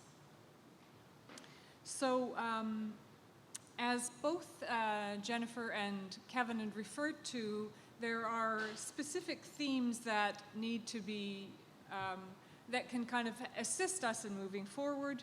The first thing that's important to me and that I've seen that's useful is having clear principles. So streamlining to find the common themes and finding agreed and central strategic principles. So before we move forward, to come to some consensus on what are our strategic priorities in moving forward. And it isn't possible to move forward on kind of I saw in Jennifer's note, 90 plus recommendations, but the number of recommendations, they overlap, some would precede each other, some must follow, some must flow out. So we need to kind of look at those and make them more strategic and find the themes in them.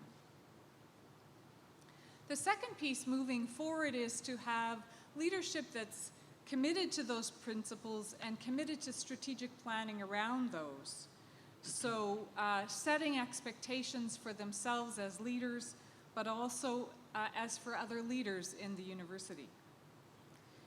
This also means that we have to acknowledge leadership that's provided by certain people who have been willing to step up in this process.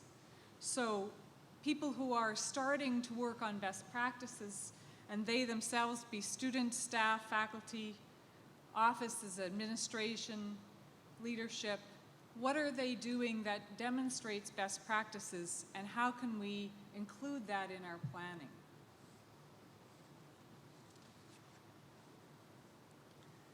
The third thing that I think is really important, and Jennifer's referred to this as well, and I know others will, is collaborative work, which is building communities at Dalhousie, developing strong and mutually supportive relationships with the larger Halifax and Nova Scotian communities, and working with community groups to support their initiatives. So it isn't simply a matter of saying that we want all of you to come and advise DAL, come and support DAL in our movement, but it's what can DAL do to support you in your movement?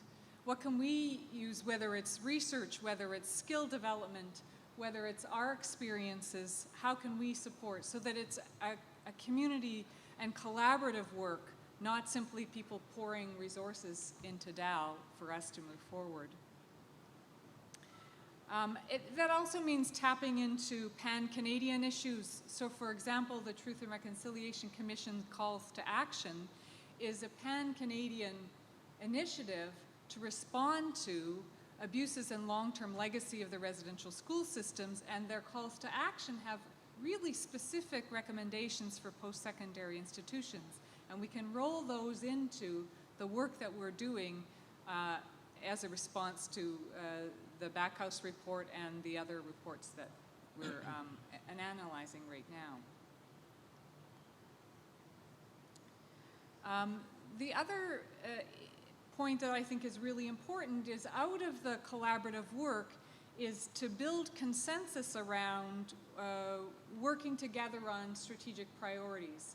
So as leadership starts setting priorities, we also have to kind of have a continual movement and understanding of building consensus. If what leadership has set as priorities is not the consensus of the school, of the university, of the DAL community, then we need to have a continual reflection and discussion of those priorities in order to develop consensus, because in order for us to move forward, our strength is in moving forward together on those. This means working with a number of diverse communities in order to build that consensus and making consistent connection with them, consistent and ongoing communications, and respectful engagement and listening.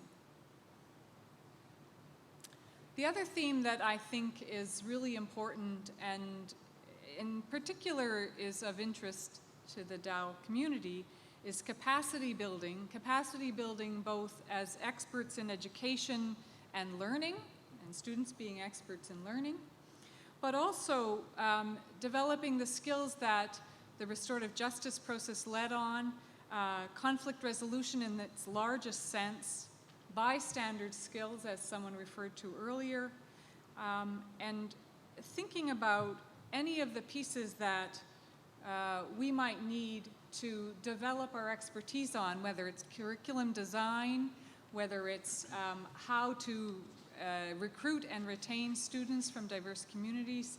So the importance of those things is gathering from other universities as well as internal to our own university. We have experts here on staff, and it's important to build that into all of the capacity development that we do. Finally, my point is around the complexity of these issues. So it's not a clear path forward. It never is. And it's It's multifaceted. As we think about our experience and experience of women, is that we come to this place in this discussion from many different lived experiences, and who we are as people, whether how we're born or how we've lived, how we've grown up, what our life is, whether we're a lesbian or a mother, whether we're a trans woman or a Muslim woman, whether we're Mi'kmaq or historical African Nova Scotian. We bring different experiences, and that does add to the complexity of the solutions that we move forward with. So it requires work that's not linear. It has to be circle around. We have to accept that throughout that circle we'll be learning, and there'll be periods of discomfort and potential conflict. We also have to accept and hold that there are many elements of truth at the same time, and some of those pieces of truth may be conflicting, and we have to learn to incorporate those.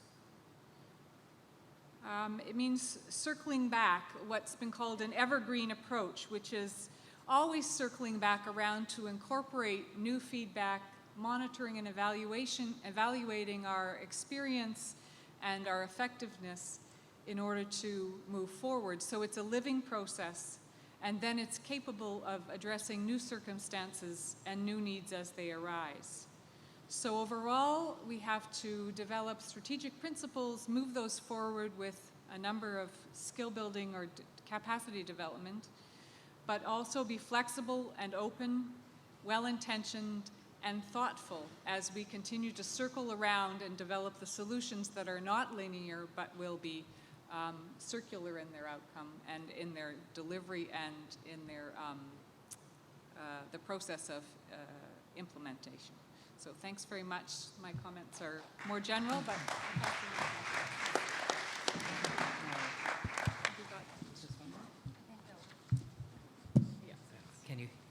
Can you hear me? Oh, you can too. Great. The one good thing about coming this late in the group is that everything I wanted to say was already said. No.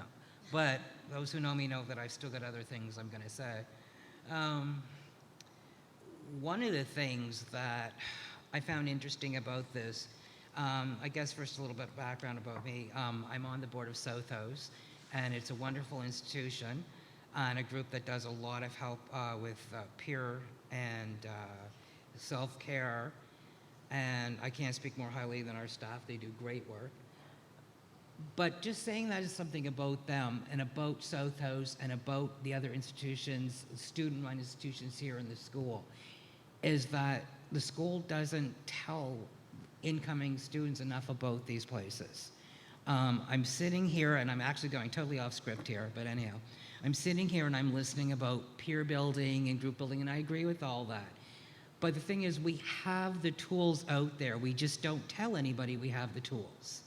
I had to get on like a million email lists to find out what is in this school. We need to talk about respect and inclusion and communication. And I think that that's the foundation of the Backhouse report.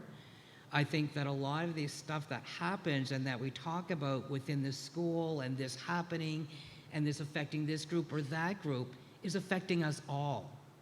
But we walk around in our own little groups, our own individualized person, feeling that this is happening to just us, and we feel afraid to speak out. We feel intimidated by the system. And it's not just students, it's staff as well. The staff have their own hierarchical thing they have to get through, so they don't know sometimes whether they can say stuff or what they can do. So you have the staff in this group, the student in this group, and everybody says, but we want to be able to come up with something that will work, and we're going to send out this report and that form, and not to knock anybody that's talking about forms and surveys, and yeah, I was looking over there. But the thing is, we've done a lot of those. And I think a lot of the problem that I see from academic and that from being a student, I'm a student here. I'm an older student, so I get to see the perspective on both sides, is that there's a lot of initiatives that have actually started here, and they've been student-led.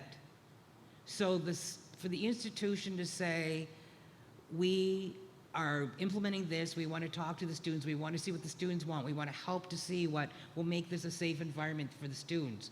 And what I see is the students going, we want to talk about this, we want to see stuff, we want to do stuff, and do it. And I'm talking about like the sexual assault and harassment line. That came together beautifully and very quickly, and student pushed and student done, and it was great. When you look at things like active listening and the stuff that with the phone line, peer support, we've had things like Save Our Sisters, which was student done, Take Back the Night, which was done here, Naomi. A lot of those things are student running around doing, getting the stuff together. And yes, there's support from the school, but it's support as an institutional support. And then they say, but well, what can we do to make this work, to make us come together? And so I think that communication, that was a big thing I got from the Backhouse report. There's still some of that report I'm kind of, don't know if I'm all on board with it or not, but anyhow, but the big thing was communication. Talking to the groups, having some central forum first, which I feel should be student propelled. Instead of coming down, it should go up. If you want to know how to lead, then you need to know from the people that you're saying you're going to lead. The people that it's supposed to work for need to be the voice that speaks. They talk about, I'm trying to get back on my script here, because I'm all over the place. When we talk about working to create a model of information that should be available to every person stepping onto campus, the information should be either centralized or something that works together. There's too many different groups and too many overlaps. We have things that, like the peer mediation, the thing that started, that part of Anne Marie's group, I believe. I'm not sure. Peer educators. Peer educators, that's it, peer educators. Great initiative. And then there's other groups that are already functioning within the student level that are sort of quasi doing something like sort of the same thing. But if it was all together, wouldn't it be phenomenal to be a student to walk into this campus, and staff too, and go, here is this, and they're working together, and not I have to be part of this or part of that, or over there I get a little bit from each group. But if it's all working together, I think that when you look at sexual harassment and things that happen to women, it just didn't happen to women, it happened to everybody. Any kind of intimidation, any group that walks into a place and thinks that they're privileged enough to do something to another group, that affects everybody. The same as a racialized student, because truth be told, I sat here going, what am I going to say? Because I'm looking, and I'm literally looking for racialized identity out there. Because anytime I walk onto this campus, I'm an older student who's disabled, two-spirited, multiracial. I put myself in advantage of, I don't know what people are going to be reacting towards me. The same as any one of you that walk into a room, you're not sure. So that's the end of my time. I'm out of my words, sorry. I've just lost my train of thought there. That happens when you get older. But I think that in looking at the Backhouse report, I think what they need to do is sit down and bring more students to the table. It needs to be more student-driven, and there needs to be more information, not so much in reports and fill out a survey and do this, but actual forum, town halls, sit down and actually talk face-to-face to the people that it's affecting. Well, Almi, thank you, merci.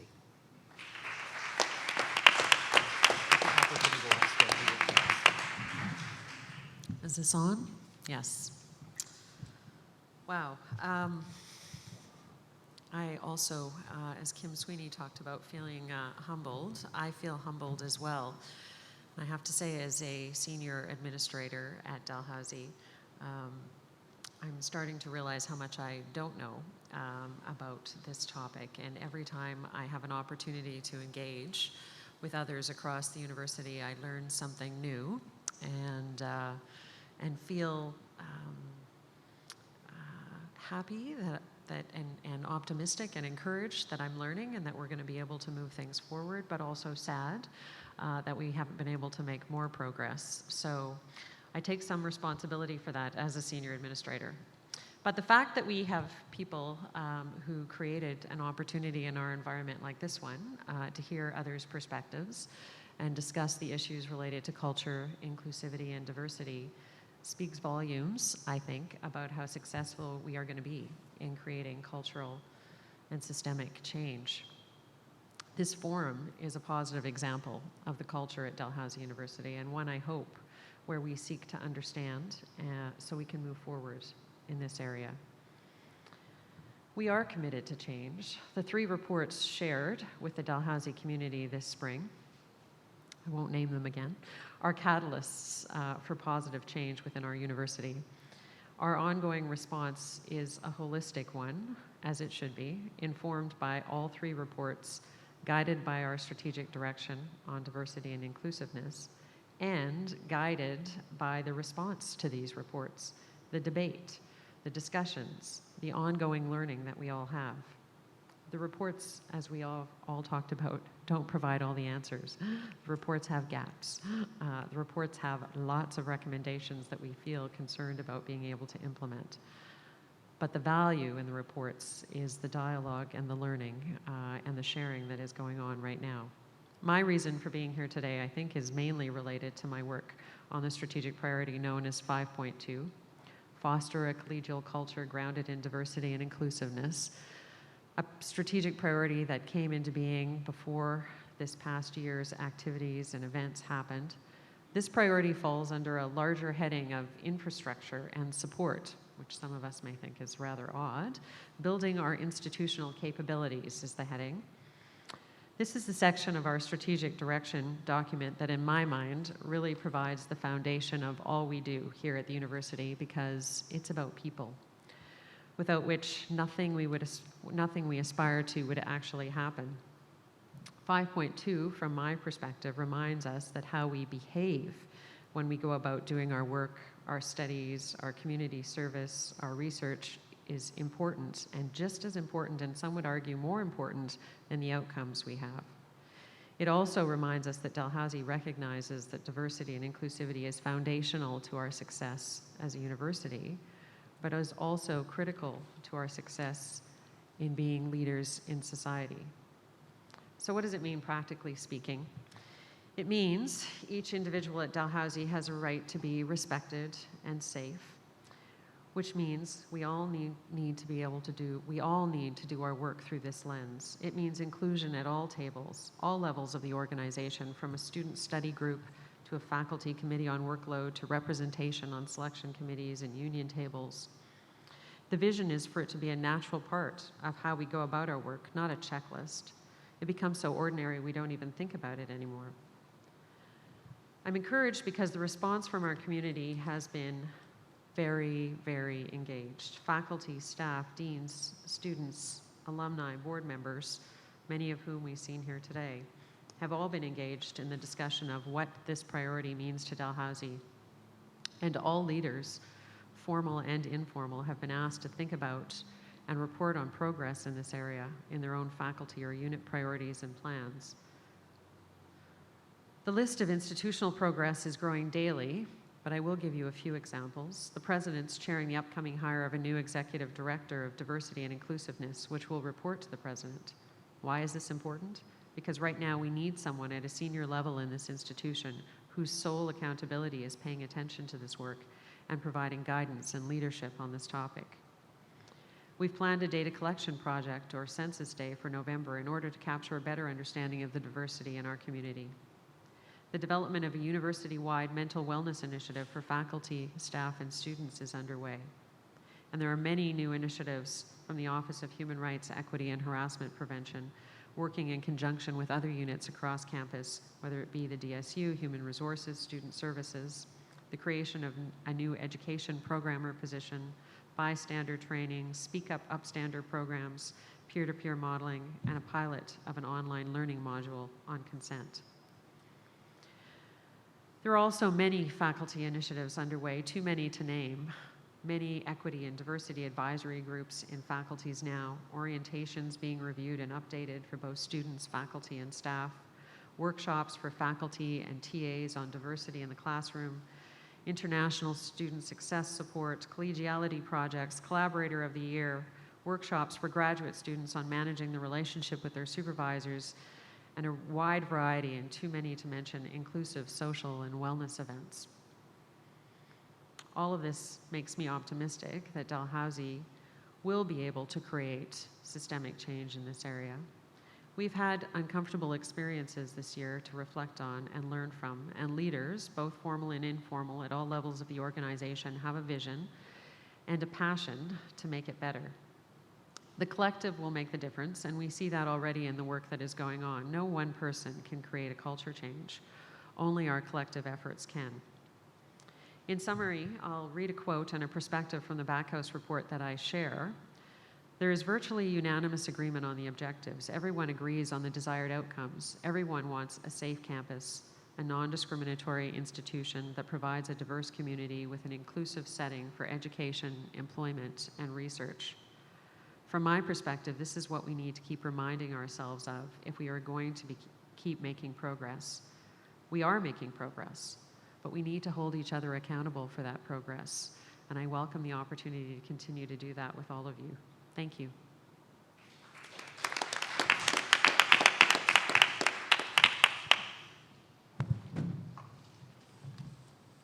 Hi there. So in the next 20 minutes or so, what I would like us to do is have sort of an open Q&A session. So in other words, if you've got questions for a particular speaker, I would encourage you to come to one of either of these two microphones, or I guess in this case, if you can really boom it out, you don't have to go to the mic.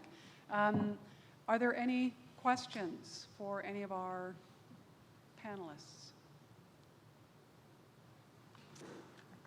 Yes, please. One of the things the Backhouse report says very strongly is that there is expertise on this campus in addressing issues of equity and diversity, and I believe that that's true, particularly after seeing the two panels this afternoon. My question is, when we think about strengthening the way we teach our students about these issues, I feel exhausted thinking about the kind of work that has to be done in overhauling our curriculum, possibly. I wanted to get your thoughts on that. I teach gender equity and justice and diversity exclusively. I've taught that in classes that are electives, where students choose to come to that class, and I've taught it in classes that were required for a degree program. It's a very different experience teaching in those two settings. I wonder, the idea of, I've heard people talk about the idea of making these kinds of classes mandatory for all students, and I have mixed feelings about that, and I wonder if people on the panel could speak to that question. Kevin, please. Sure. Yes, it is about whether, and please, Jacqueline, help me out here, if the way we teach diversity, inclusion, et cetera, if those courses should be mandatory. So in other words, in gender and women's studies, a lot of those courses teach this important content, but they're not necessarily required. So how do we actually revamp our curriculum as a whole to ensure that that important content is being captured? Is that good? Okay, so Kevin, over to you. So I really thank you for that question, because it's a question of whether, of course, you have standalone either courses or departments devoted to these issues, rather than, or in addition to infusing them into the curriculum. And infusing them is a very, very difficult process, because you have folks who have been hired with a particular expertise, and their expertise may not be one that fits this need. So this Center for Curriculum Transformation that I mentioned, I think is perhaps one way of doing it. I saw it mentioned in this report that I read, and I clicked on the link and it was non-existent. It might speak to the difficulty of the process. And the other part of your question around, sustaining this change that we're hoping to start is a big one. So the word transformation means that the problem is not going to be fixed overnight. We're going to have to change it by changing, the faculty that we hire, and that's a long-term process. So I wanted to also reference the language that I sometimes see used in certain circles, and emphasize that in speaking about these issues, we have to change the language a bit depending on the situation that you find yourself in. So, everybody can understand the example of a crumbling building, right? That's in dire need of repair. It looks great from outside, but there's deferred maintenance on a number of issues. So I think as administration, presenting the idea that there's a cost to this, right? What's the cost of not addressing these recommendations? What's the cost, in the long run of not acting? So in the long run, it requires a transformation of the curriculum, and I don't know of a good model out there other than changing the makeup of the faculty and staff, and that's a long-term process. I think Michael, you had your hand up, and then we'll go to Jennifer on that one. Okay, just in answering basically about the curriculum, I know out west in the BC coast, because some of the schools are on native land that still belongs to the natives, they have to take mandatory native language courses. When they talk about whether or not, this is my personal feeling, when you talk about whether or not, expenses, and I know it's hard and it's changing over and sometimes it's uncomfortable, every day of my life, every class I've ever taken has nothing to do with my history until now. I learned history that did not belong to me as I grew up. I had to do it, or else I didn't get an education. That was the education given to me. The European education that wrote my people out of history, that made my people non-existent. So at the end of the day, when someone says, should we put this in here? Yes, you should. I had to listen to yours. You should listen to mine. Thanks for that, Michael. That's it. Jennifer, please. Well, that's hard to follow. That's got to be right. I think I kind of live that life too. I teach both courses. I teach human rights through the public law course, and I teach constitutional law and the charter to large base required courses, and then I get the self-selected students into to the seminar courses I teach, and they are very different experiences. I think one of the things that is a challenge for us, which I hear echoed in Kevin's comments, is it is a pretty long-term project to imagine hiring different people whose capacity it is to teach directly in those areas. And of course we need to do that, and we need to continue to think about how we can build our knowledge base and expertise and to draw upon the existing expertise and ensure they're in positions to be teaching in their areas and teaching the kinds of courses and subject matters within those courses that they're expert in and that the campus needs. But I think there's probably a short-term challenge for us, which is how is it, because people don't want to teach, particularly academics, outside of their comfort zone and their expertise. And nor are we really serving that task well if we're asking everybody to have the one class on X that they're not, or find the person in their faculty who will come for the guest lecture that's the one class on X. That's better than nothing. But I think what that speaks to is needing to build the capacity of people on campus in comfortable ways. So building our capacity within faculties to think about, if I'm not comfortable doing this, how could you help me think about my course or my course materials or the ways in which I may be doing analysis or need to bring other analysis and articles that could help me do that in a way that doesn't have to help me be the expert on it, but allows me to bring those voices and issues into the classroom. And I think we could do that together more. I think if there were ways for us to talk through our vulnerability of either not being expert or being afraid to make a mistake, we could be better at that as academics, as teachers, in the classroom. But I think we also could talk about how we structure our classroom so that we're taking advantage of the various voices and expertise that ought to matter within the community of learning. which is harder in, mass-based lecture courses, but not impossible.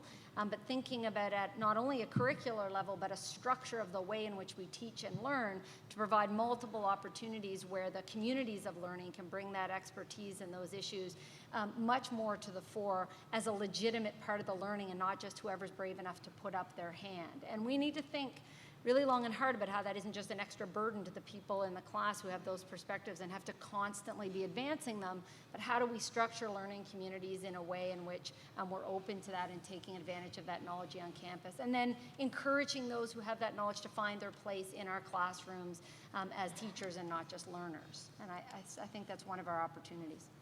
Thank you for that, Jennifer. I think Anne-Marie, you wanted to respond to that? I think this one does, it's okay. Just a comment that I had read, looked at a number of other universities and I have been thinking myself about this model. And one of the, another university has used a line in all of their job postings for everybody now, which is it's an asset to come with experience working with diversity or equality issues or gender issues or that.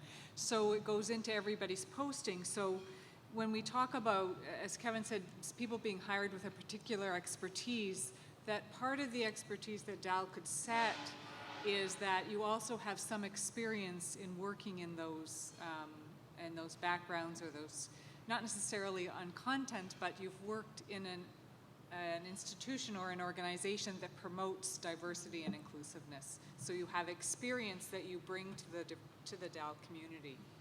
Great, thanks for that, Anne-Marie. And I think, Margaret, you have a question? A comment first and a question, only because I really appreciate this particular discussion. And I think that this is a huge issue for this university and really needs to be a serious priority. And in fact, when I'm reading the Backhouse report, I'm looking at half of the recommendations really speak to this, to the extent that, okay, we're an educational institution. It's about education. If we're addressing structural discrimination, well, how do we even understand structural discrimination so that, so that we can actually make the kind of moves we want? Like when it's not really obvious, say, what the links between socioeconomic discrimination is to racism, etc. So that's why I wanted to add a comment. I'm just so grateful that not only Jacqueline, have you addressed it, but the others have spoken to it.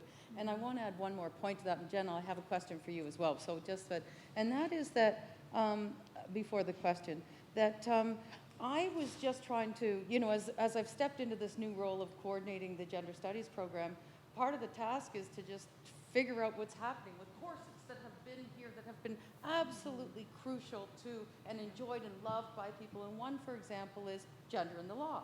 And I just met somebody who's been there for 10 years, as there will be human rights, right? As there will be, right? And I wonder what happened to that particular contribution of the law school to the gender studies program.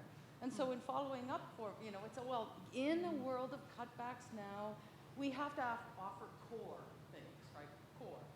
And that'll mean that gender in history or gender in this or the colonial whatever, whatever it is, will not be core because, as Kevin has said, the core will be whatever you've been hired to teach otherwise. And I'm saying this because I want it to be recorded, right, in part. And because I think it really, I'm watching this every day, that what is a really important and essential program to being able to actually advance these kinds of recommendations is just being eroded by virtue of the funding regime that we have in this country.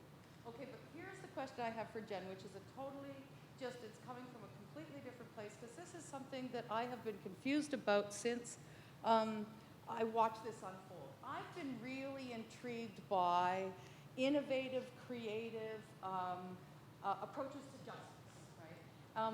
Because I think we all know that the kinds of models that we've been working on, with retribution and are just really inadequate in all sorts of ways. And I've been really, and I can see so many of our students are also interested, when I teach, for example, histories of violence and genocide, there's a sense that understanding something like restorative justice or some kind of model of reparations or that these things are hugely important to us.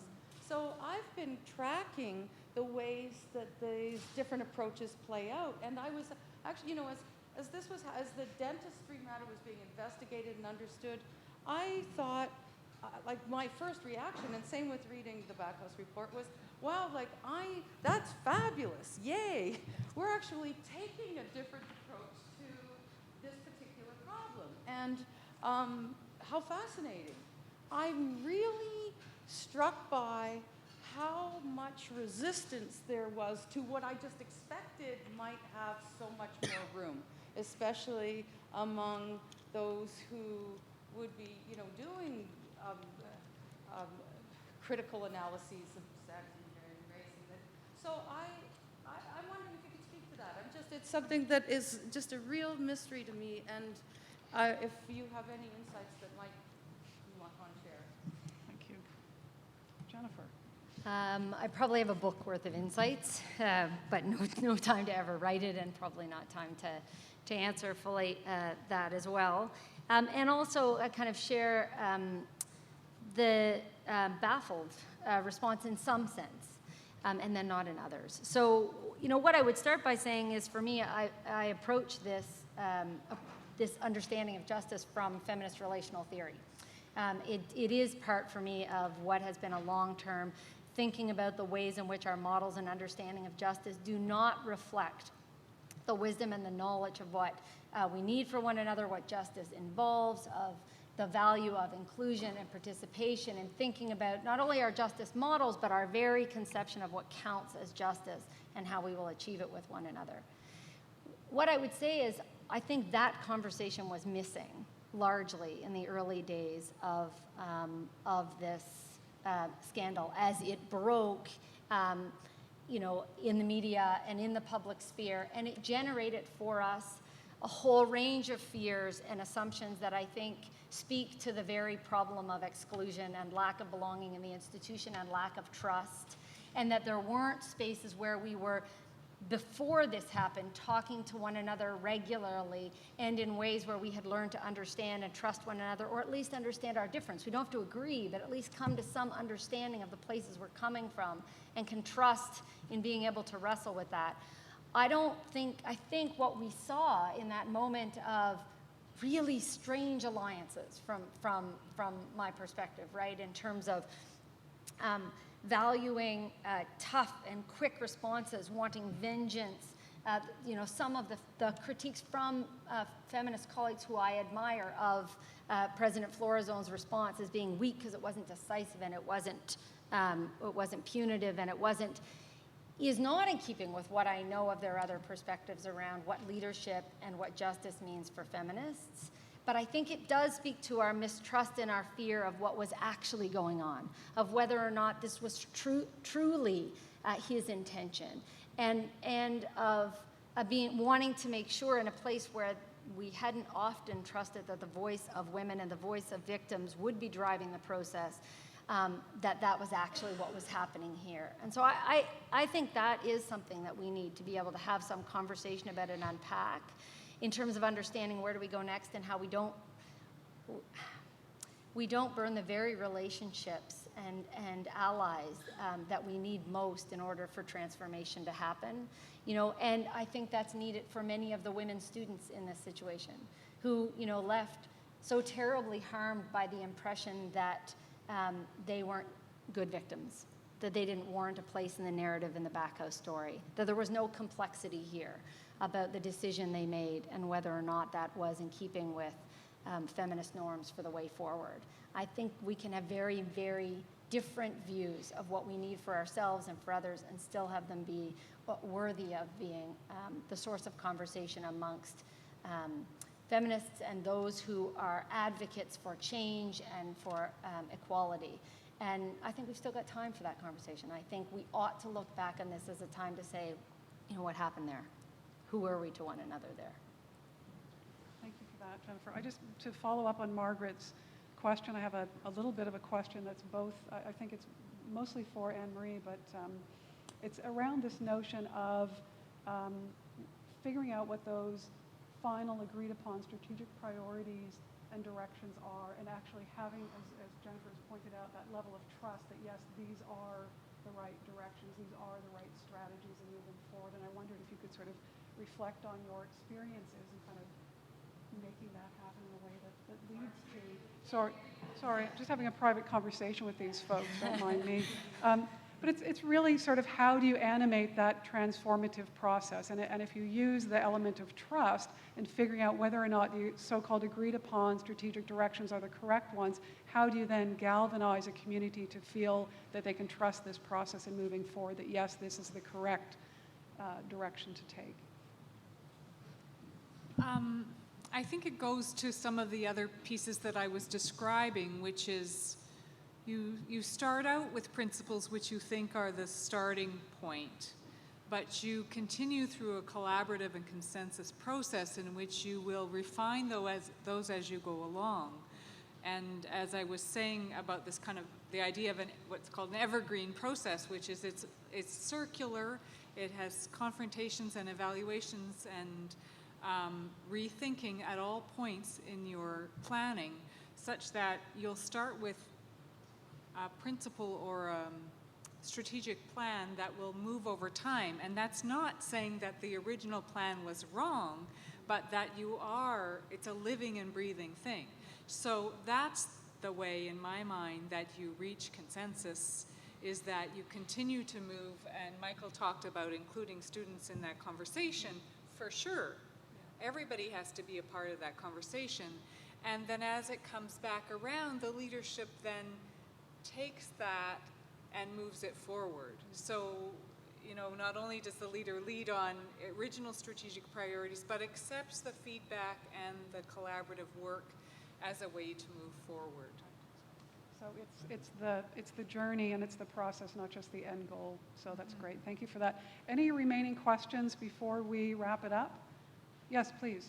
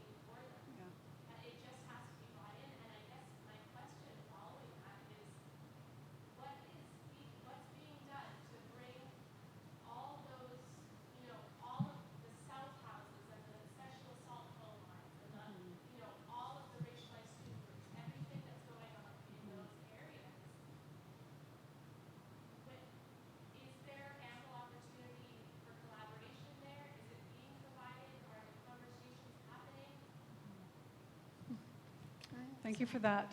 Please, Jennifer, go ahead. I may let others on the panel tell you exactly what's happening now, but I wanted to echo that was the response of the women within dentistry, which won't surprise you. That there was a divide with Upper Campus, like they didn't have a sense of themselves, as lots of professional schools do, as even really an integrated part of the Dalhousie community. And for them, that included with the DSU and student groups as well. And so there was a particular level of isolation there. And for me, part of what that spoke to, and they were really clear in terms of the recommendations around what would have made the difference for them, which was not just that they know what services are available, but that they understand and work with and have relationships with the various resources, including student groups on campus, before something happens. So what role are those services playing, not just in response to problems individual or systemic, but how are we structuring communities of learning so that they are places of trust, where we know one another, where we develop understanding on the everyday. In schools in this province that have sought to begin to work more relationally, to take the matter of relationships in the classroom much more seriously because of how important it is to student well-being and success across the board, academically, emotionally, socially, in response to bullying. When they did that at the end, when there's a problem, tried to center services around solving problems, they were far less effective. When they did that on the everyday in classrooms, in the way we structure classrooms and the opportunities we have to engage with one another, not just around social events, but on the stuff that matters, on planning and priorities, on the way in which space is designed and allocated, they developed those relationships they could rely on when something went wrong. And I think that's really important also in terms of how do we develop that relationship between students. And one of the recommendations I'd invite us to think really carefully about, exactly for that reason, is the development of an ombudsman office and how that would run. We have some powerful examples in this province, particularly with our Human Rights Commission, but also with community services, also in education and in the field of justice, where we've started to think about how is it that we can move to more problem-solving mechanisms that are not oriented towards adversarial processes or adversarial structured investigations, and pretend that unearthing the facts about something will make them matter and will make a difference. We need to do that, but we need to think about the way we structure that draws upon all of the strength of the way in which student organizations work when they are allowed to be their best selves, when they are providing safe and strong communities and responsive communities for the needs of students. And so I think it's a huge opportunity, but we could just do it in a status quo way that won't change the way we do things with one another. Thanks for that, Jennifer. Last word to you, Michael, and then we have to wrap it up. And I want to thank you for that question. That was sort of like the grounding thing of what I was saying earlier. Dalhousie's in Nova Scotia is what was brought up earlier. And one thing I noticed about Nova Scotia, I lived away for a long time. I'm originally from here, but I was gone most of my life. When I came back, is that everything was separated and in little individual areas. And that one didn't talk to that group, and that group didn't talk to that group. Didn't matter if it was same color, same hair color, whatever. Dalhousie University is sort of set up, is emulated that same identity. And I do know now that I'm at the law school, I feel a little separated from the school that's still part of me. And so I understand how the Dalhousie dentistry women would have felt, but I also do fully go back to what I stated earlier, is that needs to be townhouses with those groups to begin with the faculty members that are the leaders in those, and in those student groups that the students are comfortable with. Because I see a lot of overlap, and I see a lot of how are we going to fit when it's just a matter of getting those players in the same room together, sitting down and saying, how can our organizations function together? Because no student should walk through the door and go, what do I do if? We should be proactive, not reactive. Great. Thank you for that, Michael. So we have to wrap it up now, I'm afraid to say, but can we please have another round of appreciation for our wonderful speakers? Thanks to you. Thank you. And thank you, just before you go, to the DSU. This would not be possible without the support of the DSU and Gender and Women's Studies, and Margaret and Jacqueline and Letitia and the other co-conspirators. Thank you very much for your efforts today.